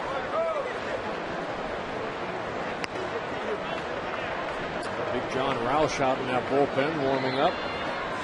Of course, of paramount importance is the outcome of the game. It's just a 1-0 ball game. Slowey's issued a leadoff walk to the cleanup hitter here in the 7th.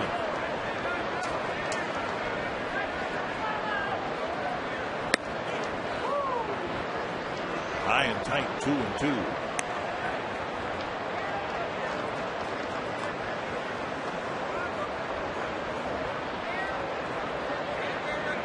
Well, maybe the breaking ball will get a nice 2-hopper to short. Squirted out there, throw to second, safe.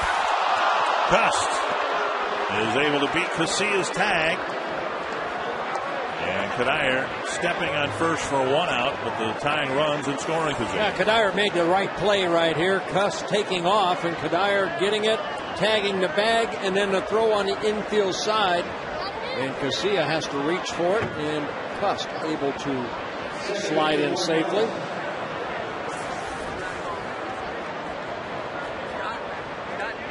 Mark Ellis is the hitter, and this will be Slowey's 100th pitch. And in terms of the history books, Slowey's got a lot of work to do. He still needs 8 outs.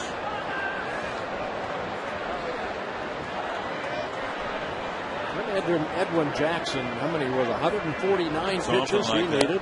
There's the first pitch strike.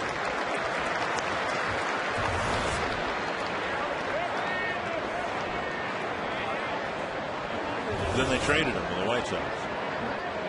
He's had some very good outings for the White Sox. He's done okay. Popped up, fouling out of play, 2 strikes.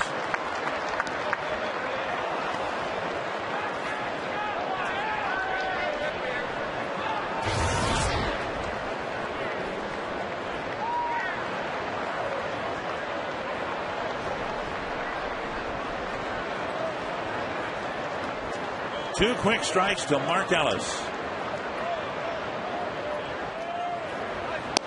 nearly hit him. 1-2.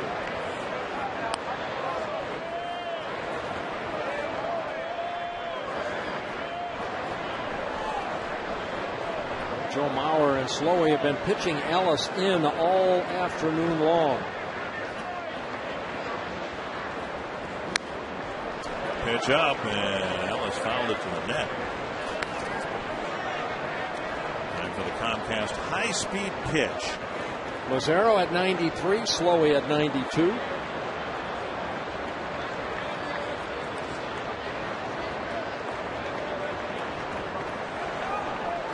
One and two. The Oakland second baseman, and he gets hit, and gets hit high.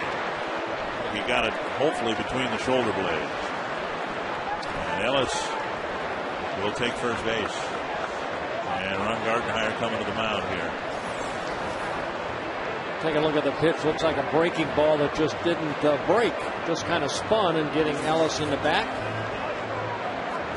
We've seen Gardy do this as of late. Walk out there and ask the pitcher how he's doing.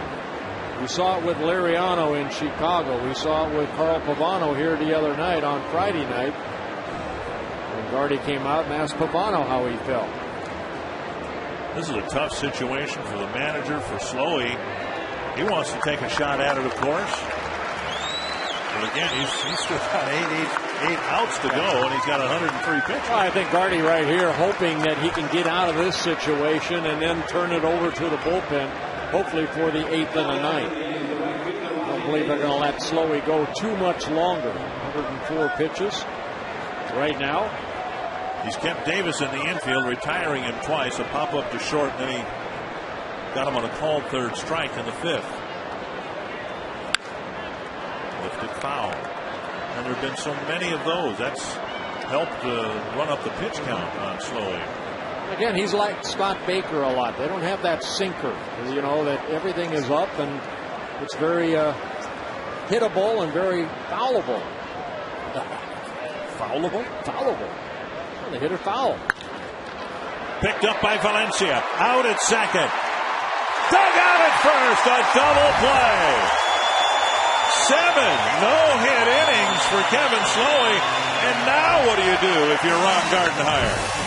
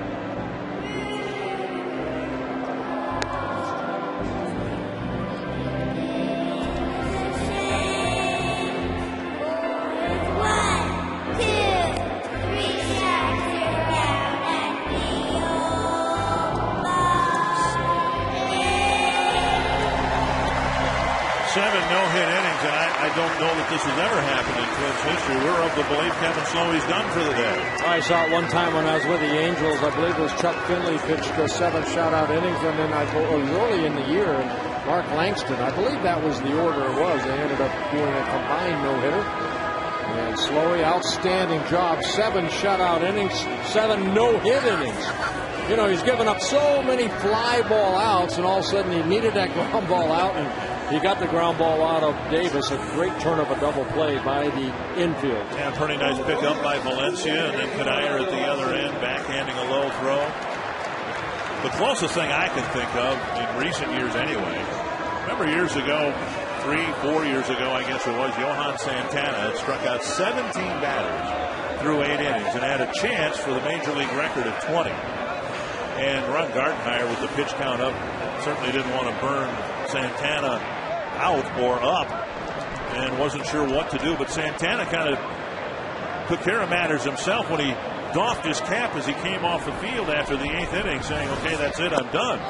But here the decision apparently has been made to let the bullpen try to finish a no-hitter. Well, again, you know, Slowey missed his last start. He had not pitched since August 5th when he pitched in Tampa. And I think this is the right thing to do. 1-0 to Hudson. A drive to left center. Hit pretty well. Carter drifting back. And that's off his glove. Hudson will hold up at second base.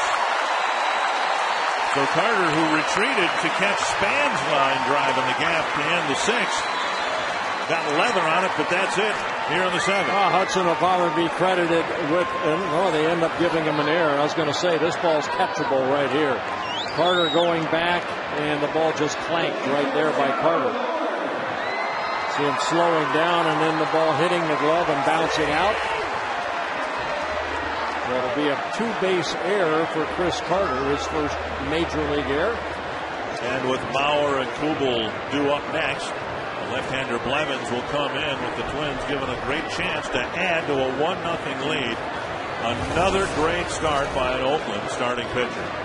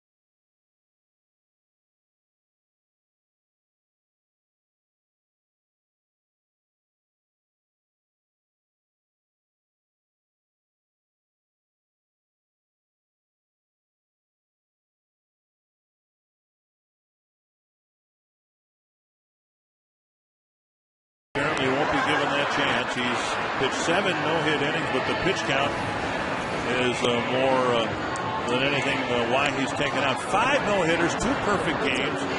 A near no-hitter a few days ago, Ricky Romero, and then of course the Andres Galarraga game. Yeah, Kevin Slowey here tonight, 7 very good innings. He just ran that pitch count up to 106 pitches, 64 for strikes. A lot of fly ball outs, but this is probably the biggest out right here coming in the 7th inning on the double play turned by the infield. And nothing wrong with a combined no-hitter, and we'll see how the bullpen does for Kevin Slowey next inning. But the Twins will see if they can add a run or two to give that bullpen a little cushion. Blevins got Mauer to ground out here on Friday night. Mauer will try to get his 3rd hit of the ball game. Blevins making his 51st appearance. Has been outstanding out of that Oakland A's bullpen.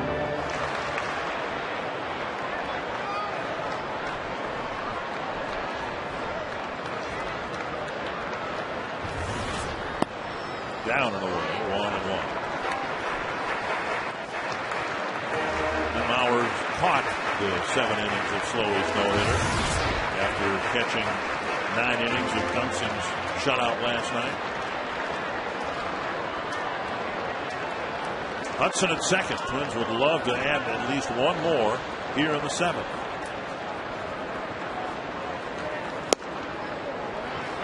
Two and one, close pitch. Yeah, Blevins with a good fastball. He'll mix in a slider, big curveball, and a changeup. In his 4th season with the A's, 26-year-old.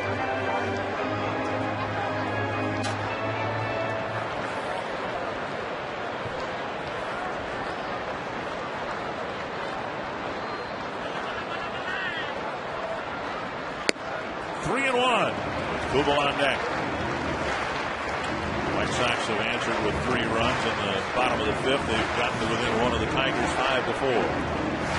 Kubel hoping for a chance to do some damage. The Twins have left too many runners on here. 9 men on through 6.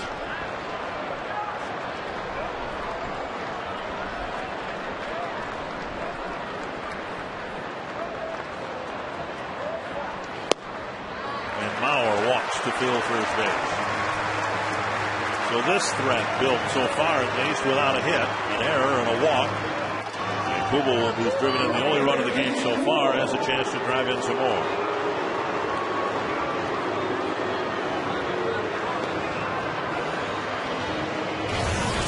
Kubel with a fly to left, the slicing double off the warning track and then into the seats in the 3rd, and then a ground ball to first.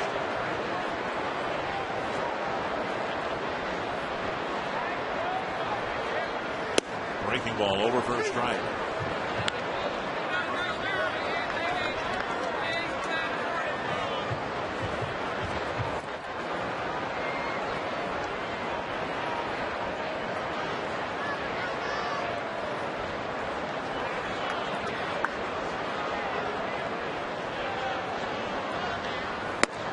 One and one.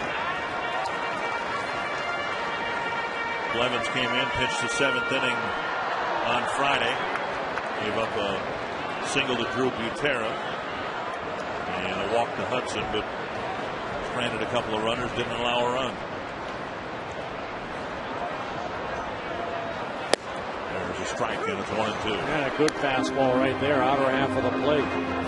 Blevins at 6'6", about 180. Originally signed by the Cubs back in 2004, came to Oakland back in 2007 in the Jason Kendall trade.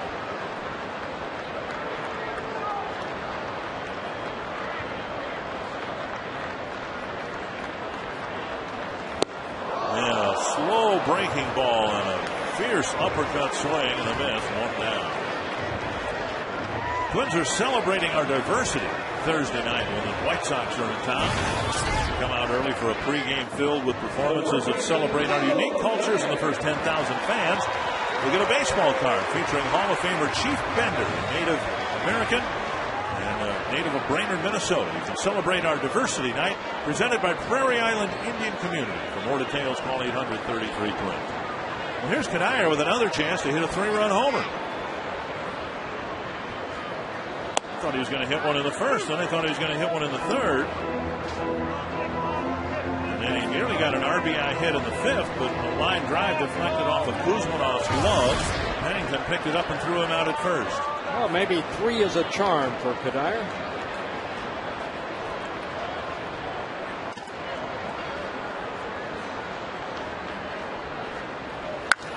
Lifted foul and out of play, 2 strikes.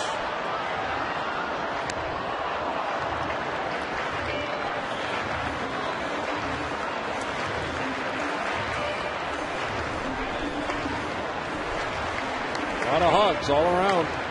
Dugout, crowd.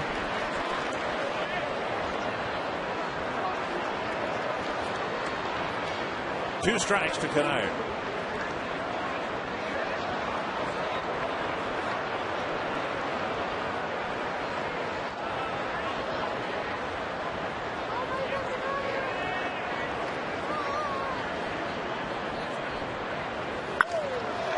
Oh, what a stop by Barton. Oh, a rock it headed into the right field corner, and Barton picked it off. Boy, what a great play right there by Derek Broughton. That ball looked like it was headed down that right field line, and Barton diving and getting on that little short hop. Cuddyer taking the pitch the other way. Barton, somehow that ball found his glove. He tags first for the second out. Both runners advance. Hudson the third, Mauer to second. Thome with a couple of infield grounders and a pop-up.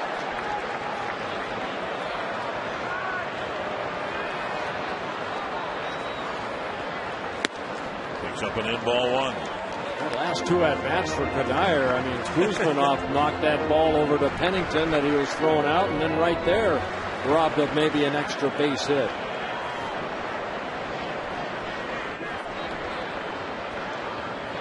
One and 0 to Thome. 2-0.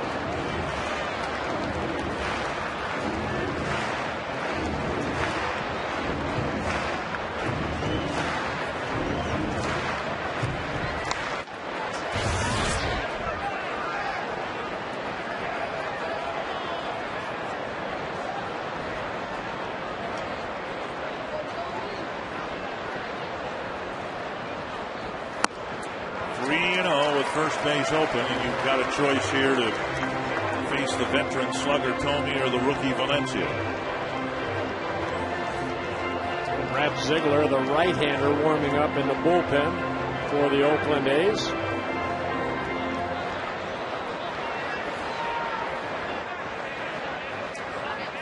(3-0). Thome rips it to right. Gone! A 3-run home run!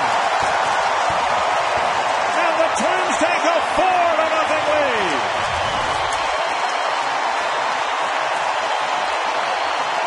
Why wouldn't you give him the green light? He jumped all over that high fastball. For Thome, home run number 16 and home run number 580. Good thing that fan brought his glove, because if it didn't, it might have went through his chest. A big 3-run home run for Jim Thome, opening up the game to a 4-0 lead. So Thome hits one out in the blink of an eye, and it's 4-0.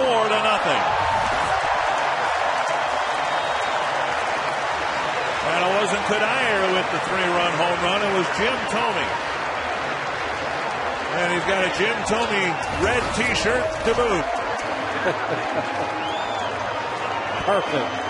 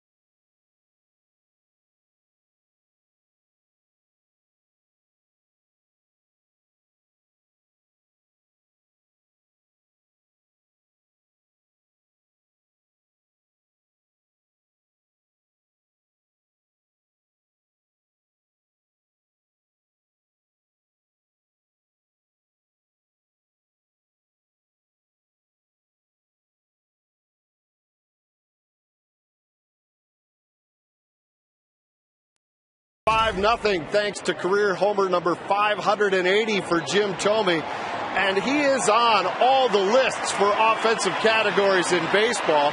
And this morning I talked to Jim, and he said he's not really a numbers guy. Instead, he looks at how he contributes each day to the team, and he certainly did that there. He looks at his career and he says that's why he accepted the trade to the Dodgers last year, because he wants to win. That's why he signed with the Twins during the offseason, because he wanted to win and hopefully win a World Series. Stick it, Bert. Back up to you. Well, a big 3-run home run, and Danny Valencia now will face Brad Ziegler. Well, I was very surprised that they even pitched to Jim Thome on a 3-0 count with, Ziegler warming up, and first base was open. You know that Jim Thome is going to have the green light. It's a pitch that he can hammer, which he did. He's going to be swinging. Now Valencia rifles one to the gap in right center. He's got his third hit. And it's a double. He's got 3 straight hits.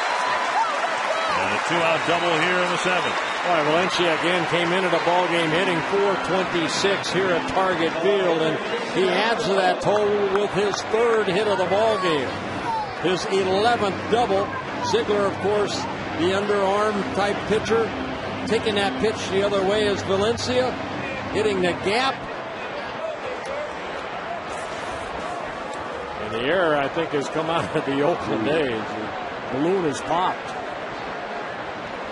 And remember, the inning started with an error by the left fielder Carter. That's what kind of set up the whole inning here.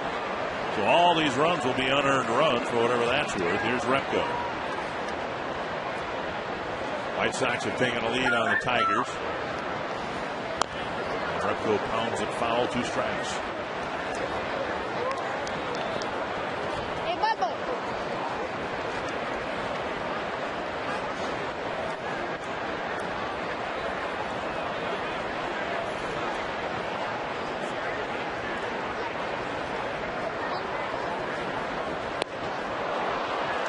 Strikes out to end the inning. 3 runs for the Twins. Jim Thome with career home run number 580. And it's 4-0.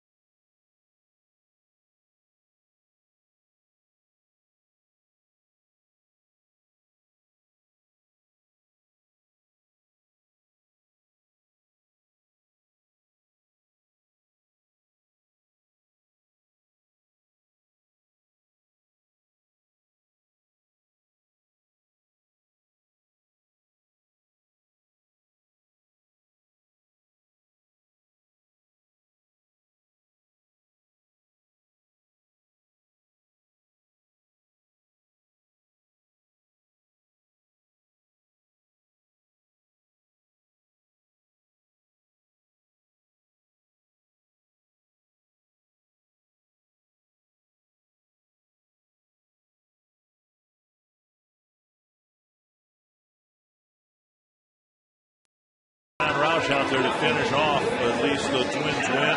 Hopefully a shutout, maybe even a no-hitter. Well, a lot of fans didn't quite understand, they kind of booed when Slowey did not come back out and John Roush came in out of the bullpen. But again, guys, out there, Slowey, and hopefully the fans understand that, you'd like to get the no-hitter from Kevin Slowey, but, with 106 pitches and the guy that missed his last start, Twins want to be very careful, as they always are, with their pitchers. And if you're wondering, well, hey, the Diamondbacks let Edwin Jackson go. The Diamondbacks were 25 games out of first place when that happened. Twins trying to stay on top in the American League Central. 2 quick strikes. Chris Carter. I don't think it was much that, Dick, as it was just that Kevin Slowey had thrown a lot of pitches in a short amount of time. And Carter's gone as Roush disposes of him on 3 pitches. And believe me, these guys right here, John Roush or whoever finishes, they want to be part of what Slowey has built for the first 7 innings. On 3 pitches, a big overhand curveball, a strike 3 to Chris Carter, and he strikes out for the 2nd time in the game. What I was suggesting is the Diamondbacks are out of the race. They're not dealing with anything other. In the case of Jackson's game, if he felt strong enough, let him go ahead and go for it. The Twins are a contending team, and the Diamondbacks are not. 1-0 to Pennington. And now 2-0. Pennington 0 for 2. Everybody's 0 for, of course. He had a fly ball to right and a called 3rd strike. Plus Kevin Slowey, on his last 7 starts, he's 3-0 and ERA under 4 coming into this ball game. He'd lost, he'd won 2 of his last 3. You don't want to start injuring that arm that he was on a disabled, or he missed the start for that tendonitis. 2-1 to Pennington. We are now in the 8th inning of this game. Through last night's game and so far tonight, here's a drive to deep right field. Movable back. He'll play the carom. Pennington digs for second. And it's the first Oakland hit. And it's a double with 1 out in the 8th. Well, Pennington, who played here on Friday night, picked up a couple hits, got a high fastball from John Roush. And he hit it over the head of Kubel. Good effort by Kubel. He chases after it, but then at the last second realizes I cannot catch up to it. Got to play it off the wall. Does that perfectly and gets it back in. So the first hit for the Oakland A's comes with 1 out here in the top of the 8th inning. Here's Crisp. He's been robbed of a pair of hits. One by right fielder Kubel, one by left fielder Repko. He hooks one into the right field corner. Looks like the A's might get a run. Back-to-back doubles allowed by Roush, and it's a 4-1 ball game. And now the 3-run home run by Tomey. Oh, huge. Stands awfully low. Huge. Coco Crisp keeping his hitting streak alive, now at 8 ball games. Finally found some landing spot out there in the outfield. They jumped on that first pitch and hooked it right into that right field corner. Crisp picking up his 24th run on RBI of the year. Back-to-back doubles by the A's. And here's Bart. Pop-up ground ball and pop-up. And the A's first baseman.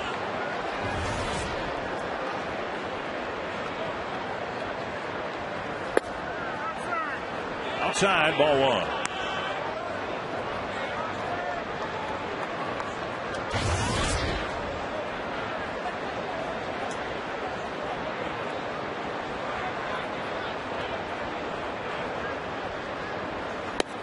And down the middle of strike. Everybody in the bullpen got some time off last night because of the complete game shutout by Brian Dunsing, Jesse Crane, and Glenn Perkins up in the bullpen.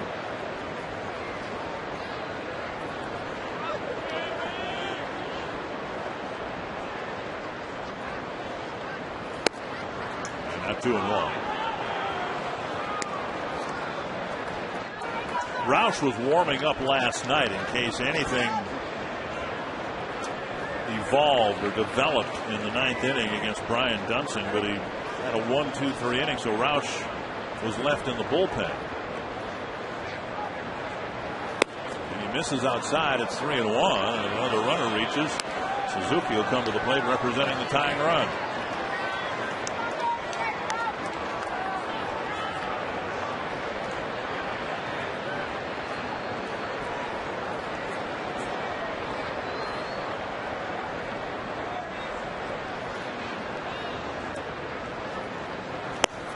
Strike, 3-2. And you almost have to come back with the same pitch. You want Barton to swing the bat right here.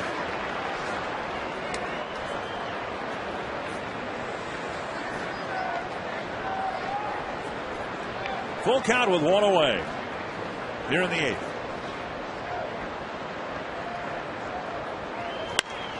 And fouled away. He came back with the same pitch, and Barton fouled it off.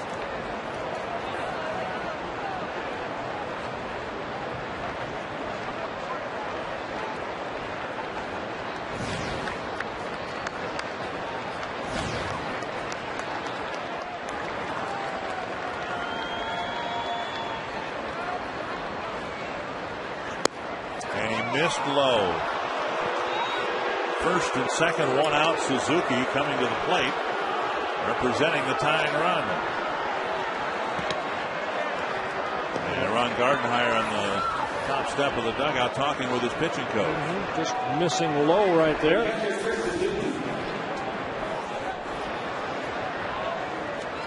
So the first man struck out easily. Then the double, another double, now a walk. And Suzuki comes up 0 for 3, a couple of outfield flies, and Ron Gardenhire is going to come out.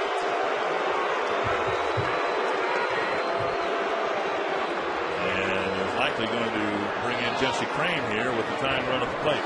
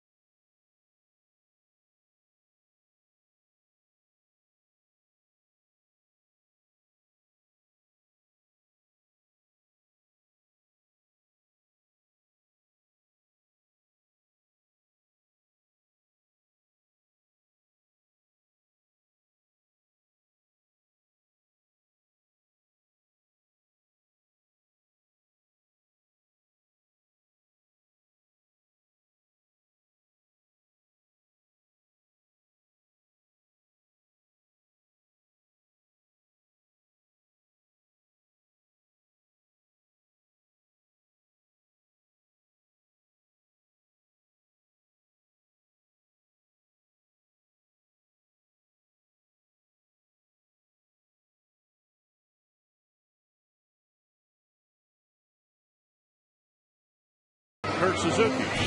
Jesse Crain coming into the ball game. He has done a great job, really, in the second half. He struggled a little bit early in the year, but boy, he's put it together. I know Jim Rich did a little something on Jesse Crain, at the top of the show. And Crain has done a great job out of that bullpen since he's added that slider and been able to get it over consistently. This is what Jim Rich talked about Jesse Crain, the first 25 ball games of the year. See the high ERA, but over the last 27 ball games, 0.37 ERA. The ERA way down now for Jesse Crain, under the threes at 2.94. And then Jack Cust, another power threat, and there are only a few of them on this Oakland team. Suzuki with a dozen home runs. Cust didn't start with the Major League club. He's got 8. Led the A's in home runs the last 3 years. So the A's putting guys on base in front of the right guys at the plate. Well, Jesse came into the ball game here on Friday night, faced one batter, Coco Crisp, and got him the ground into a double play. That ended the 8th inning. He could do the same thing right yes, here. He could.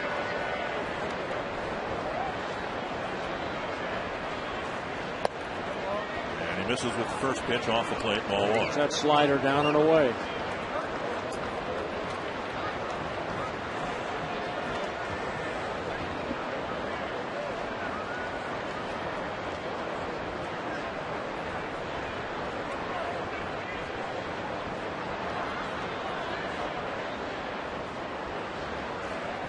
There's a breaking ball for a strike. Well, the Twins lead the season series so far over the A's 4-1. This is the 6th game between these two ball clubs. 4 of the 5 have been decided by 1 run, and then last night's 2-0 win. So they've all been very close games. 1-1 to Suzuki. Sticks one on the outside corner again. Suzuki was called out on strikes when Slowey delivered a fastball. painted the corner. Yes, he did. Suzuki thought he missed the corner, but it was the third out of the 6th inning. Now Suzuki has grounded into 14 double plays. 1-2. Crane to Suzuki. That kicks away from Mauer. And both runners now move up. 2 men in scoring position with only 1 out in the inning. Well, that slider going down and away, and Mauer tries to block it. The ball ends up carrying over toward the third base dugout. So Crane will get a wild pitch, his 3rd of the year. The A's right back in this game. Hit to the outfield might draw them to within 1. 2-2 to the Oakland catcher.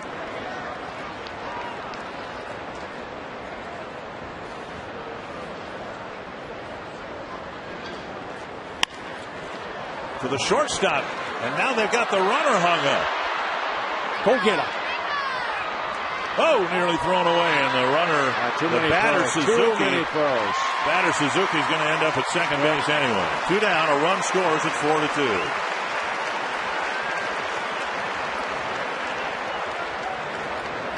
So Suzuki going to second on a fielder's choice.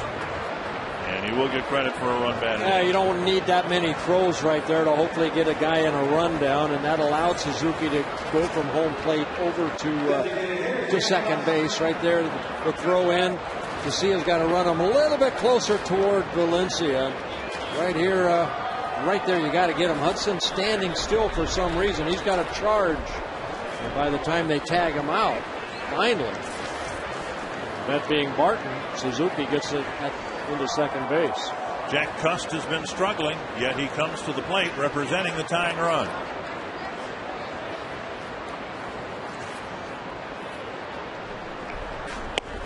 And he takes strike 1.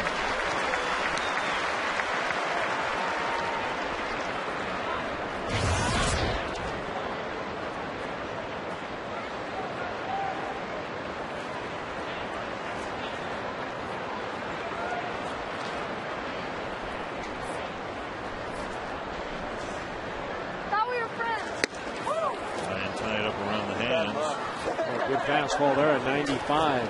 Can't talk to him.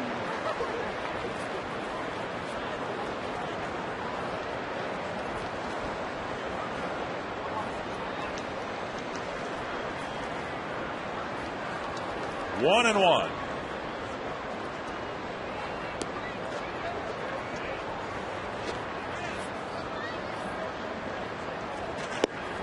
Called strike 1 and 2. Well, that hard breaking ball down and in.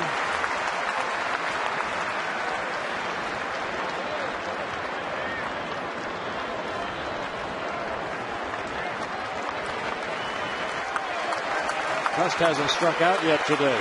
He's usually good for 1 about every 3 at bats.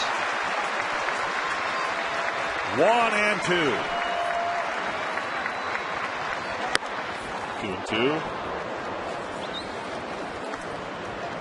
On Friday night, Cust struck out just once. Struck out twice last night. Yeah, you're right, he's due. Roush giving up the first 2 hits, leading to 2 Oakland runs.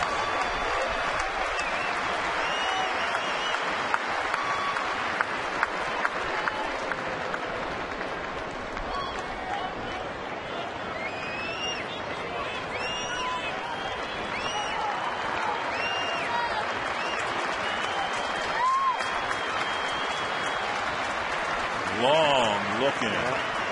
And Joe Mauer's going to go out. Joe Mauer suggesting something, and Crane waiting for the pitch that he wants to throw. Now they're going to talk about it. You seem to be wanting to work the ball inside to Cust, but well, you've got to trust your control, don't you? That's the one spot where, left-handed batter can jerk it out of here pretty quickly. Crane's thrown some pretty good nasty breaking balls down and in the Cust for a couple called strikes. 2 and 2.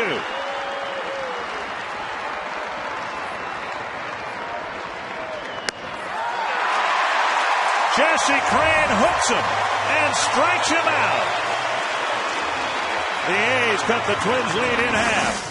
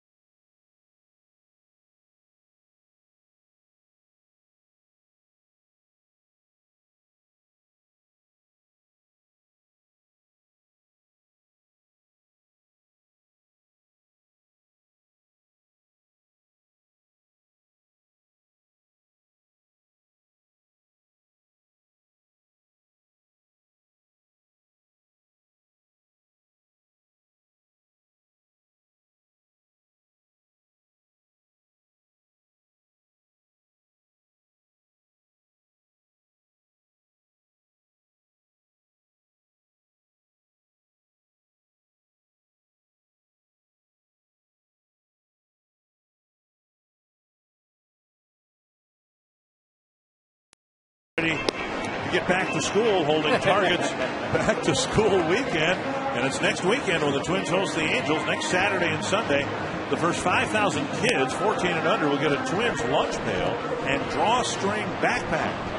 So to check ticket availability, call 800-33-TWINS or visit twinsbaseball.com. Do you have a lunchbox when you went to school? We brown bagged it. Is that right? Yeah, we brown bagged it. I did too. We had to reuse the wax paper. Did you have to do that? No, we didn't have to do that. Well, here's Michael Wirtz, Minnesota native, coming in to pitch to the Twins in the bottom of the eighth. Yeah, Wirtz out of Austin, Minnesota. And signed out of Austin High School by the Chicago Cubs back in 1997. And in his second season with the A's, making his 35th relief appearance. Alexi Casilla will lead things off. Twins leading 4-2. Casilla walked his last time up. Comes out of the box and takes ball one.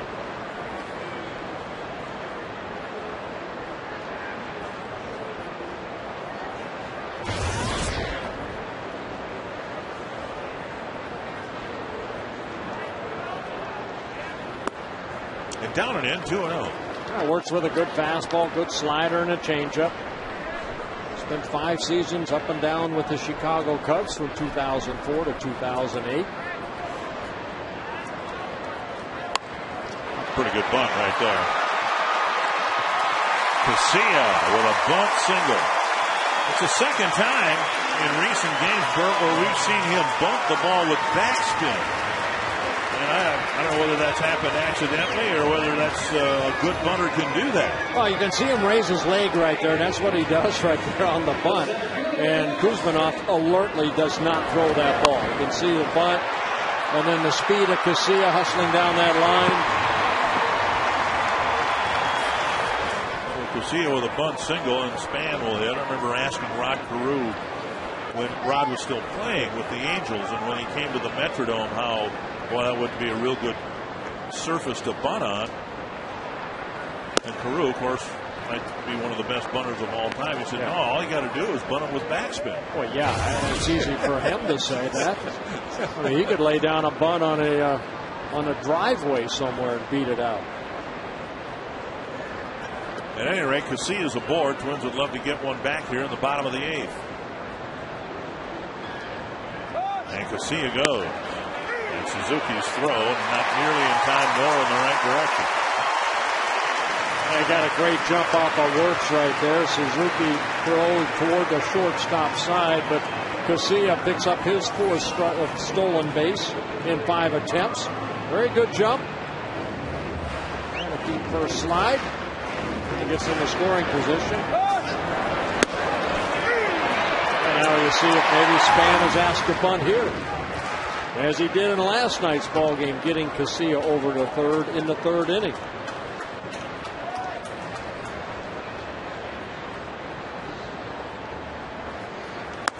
I guess that's been the encouraging thing, too. I'm sure Twins viewers and fans have noticed, too. I mean, this team is doing a lot of the little things right that they did not do as frequently in the first half of the year. It's fun to have games when you club 5 home runs. You knock the other guy's starter out in the 3rd inning, as they did in Chicago with Freddie Garcia. But when you can manufacture runs. But I think in the first half, you saw the pitching staff really struggling. Suzuki has to hurry. He gets Span. It's a sacrifice, getting Casilla over to third. I'll tell you one thing that has impressed me here in this 3-game series is the way that Darren Barton over at first base can stretch the way he does. Yeah. Well, he's fully stretched out. There's a good bunt right here by Span, doing his job. He'll get a sacrifice. Suzuki, good strong throw. But Barton right there, again, a big stretch.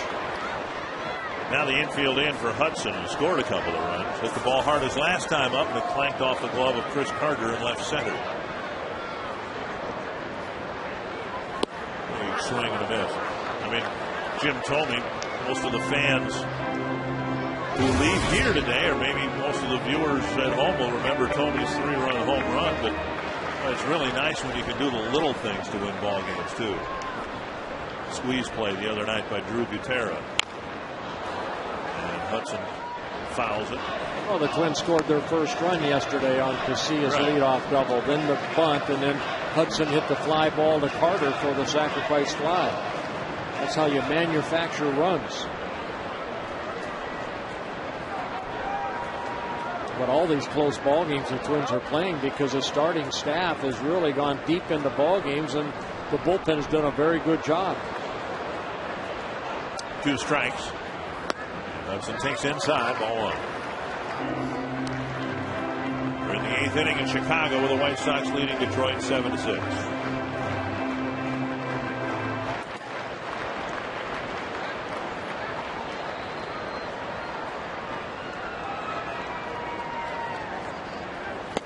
And Hudson strikes out, so they left to Mauer to get Casilla in on third base. And before Mauer comes to the plate, let's go to Jim Rich. Well, guys, I'd like to remind everybody to stay with us for our Extra Bases post-game show here on My 29. Al Newman will join us. We'll talk this big game, and, of course, Jim Thome's big home run. He'll be our guest. And also, if you have a question for Al, go to my29tv.com, click on Twins, and then click on the Ask Al icon, and you can send us your questions via email. That's right after the game. Dick and Bert. Thank you, Jim. Mauer was walked in the 7th. He'll be intentionally walked here in the 8th to bring Kubel to the plate. The teams have been doing this with mixed results with Jason. The White Sox tried it a couple of times. The second time they didn't fare too well. Kubel hit the big 3-run homer. Yep.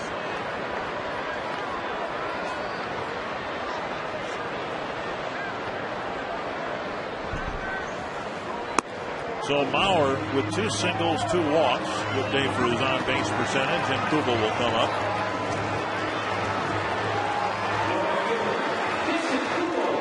Well, Jason Kubel in the 3rd inning that gave the Twins an early 1-0 lead with that RBI double down the left field line. Kubel's faced Wirtz 3 times. Wirtz intentionally walked him once. He struck him out once, but Kubel's also hit a home run against him.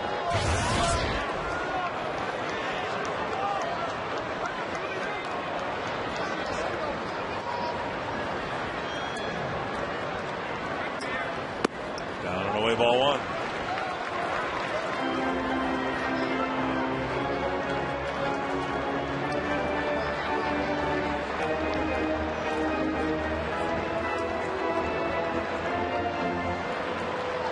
One and 0 to Jason Kubel.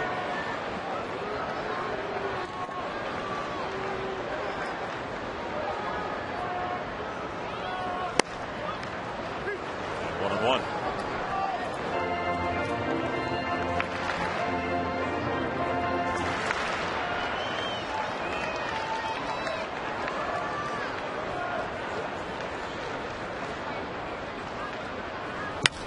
To center. And a long run for Crisp. He makes the catch to end the inning. The Twins leave 2 on. It'll be a 2-run lead for Matt Capps.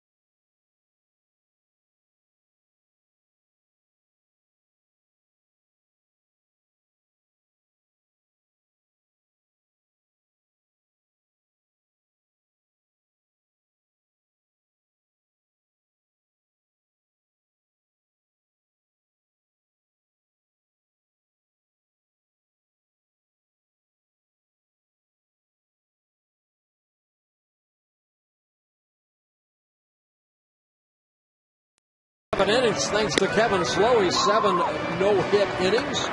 Left with 106 pitches. Again, Slowey not working his last start coming on August 5th in Tampa Bay. In the 8th inning, the A's were able to put a couple runners on the board. A big 3-run home run off the bat of Jim Thome, giving the Twins a 4-2 lead. Now Matt Capps coming into the ballgame, making his 9th appearance as a Minnesota Twin since being traded over from the Washington Nationals back on July 29th. And looking for his 4th save as a Twin. At 26 saves with the Nationals. Capps was born in 1983. His walk-in song, his entrance song, almost as old. A group called Europe in the Final Countdown. So a curious selection for Capps, but he's done nothing but been great for the Twins since he came over in the trade. Kuzminoff, Ellison, Rajai Davis. A hit here in the 9th. First pitch poked to right. And the A's will get the leadoff man on and the tying run to the plate here, and Mark Ellis. Yeah, Kuzminoff jumping on that first pitch. Matt Capps picked up save number 3 here on Friday night in the Twins' 4-3 win. He did give up a run, but it was an unearned run in the 9th inning. Kuzminoff getting his first hit of the game. Well, the A's, who left a couple of men on board, one man on base in the 8th, get the leadoff man on here in the 9th. And Ellis is the hitter.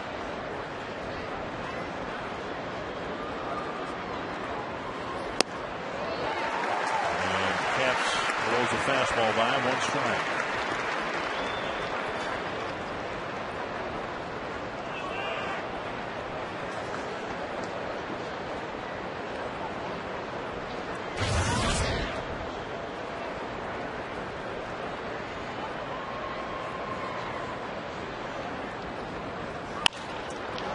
Turn it.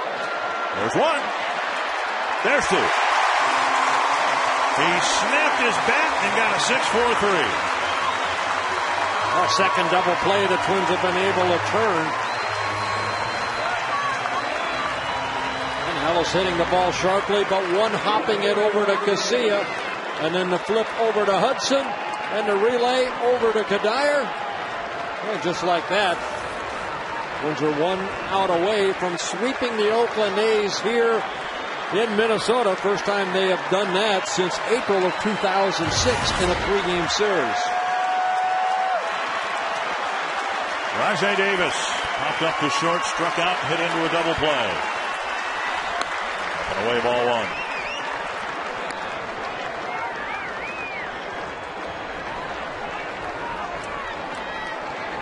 A's will come back here in the middle of September.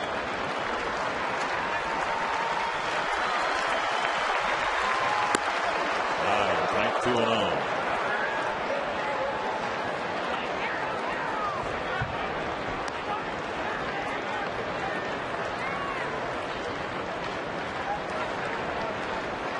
One thing about Matt Kapp's excellent control, only 12 walks throughout the season and 54 innings pitched.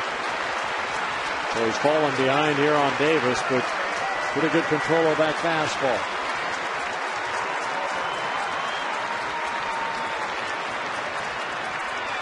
Two and 0. Now right down the middle.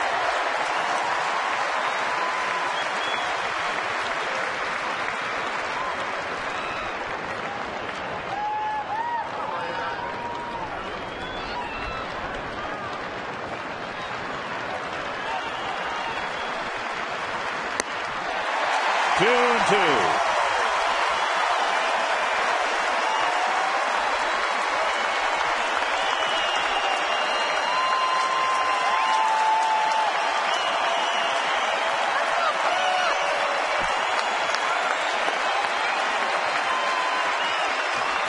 Another sellout crowd on its feet.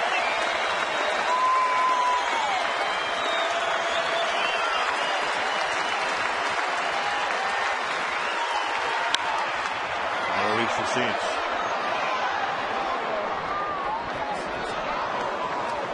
We're back, got a little extra on it at 96 miles per hour.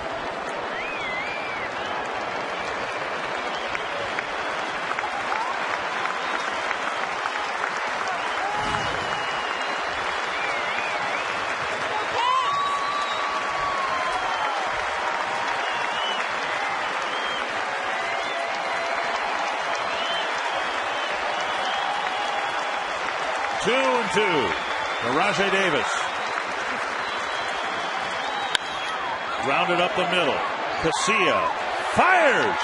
Got him. And on a perfect Sunday afternoon, the Twins get off to a perfect start in the homestand. Twins now 18 games over 500. Great job by Kevin Slowey. He wins his 11th game of the year thanks to a big 3-run home run by Jim Thome. Tigers have just taken the lead on the White Sox.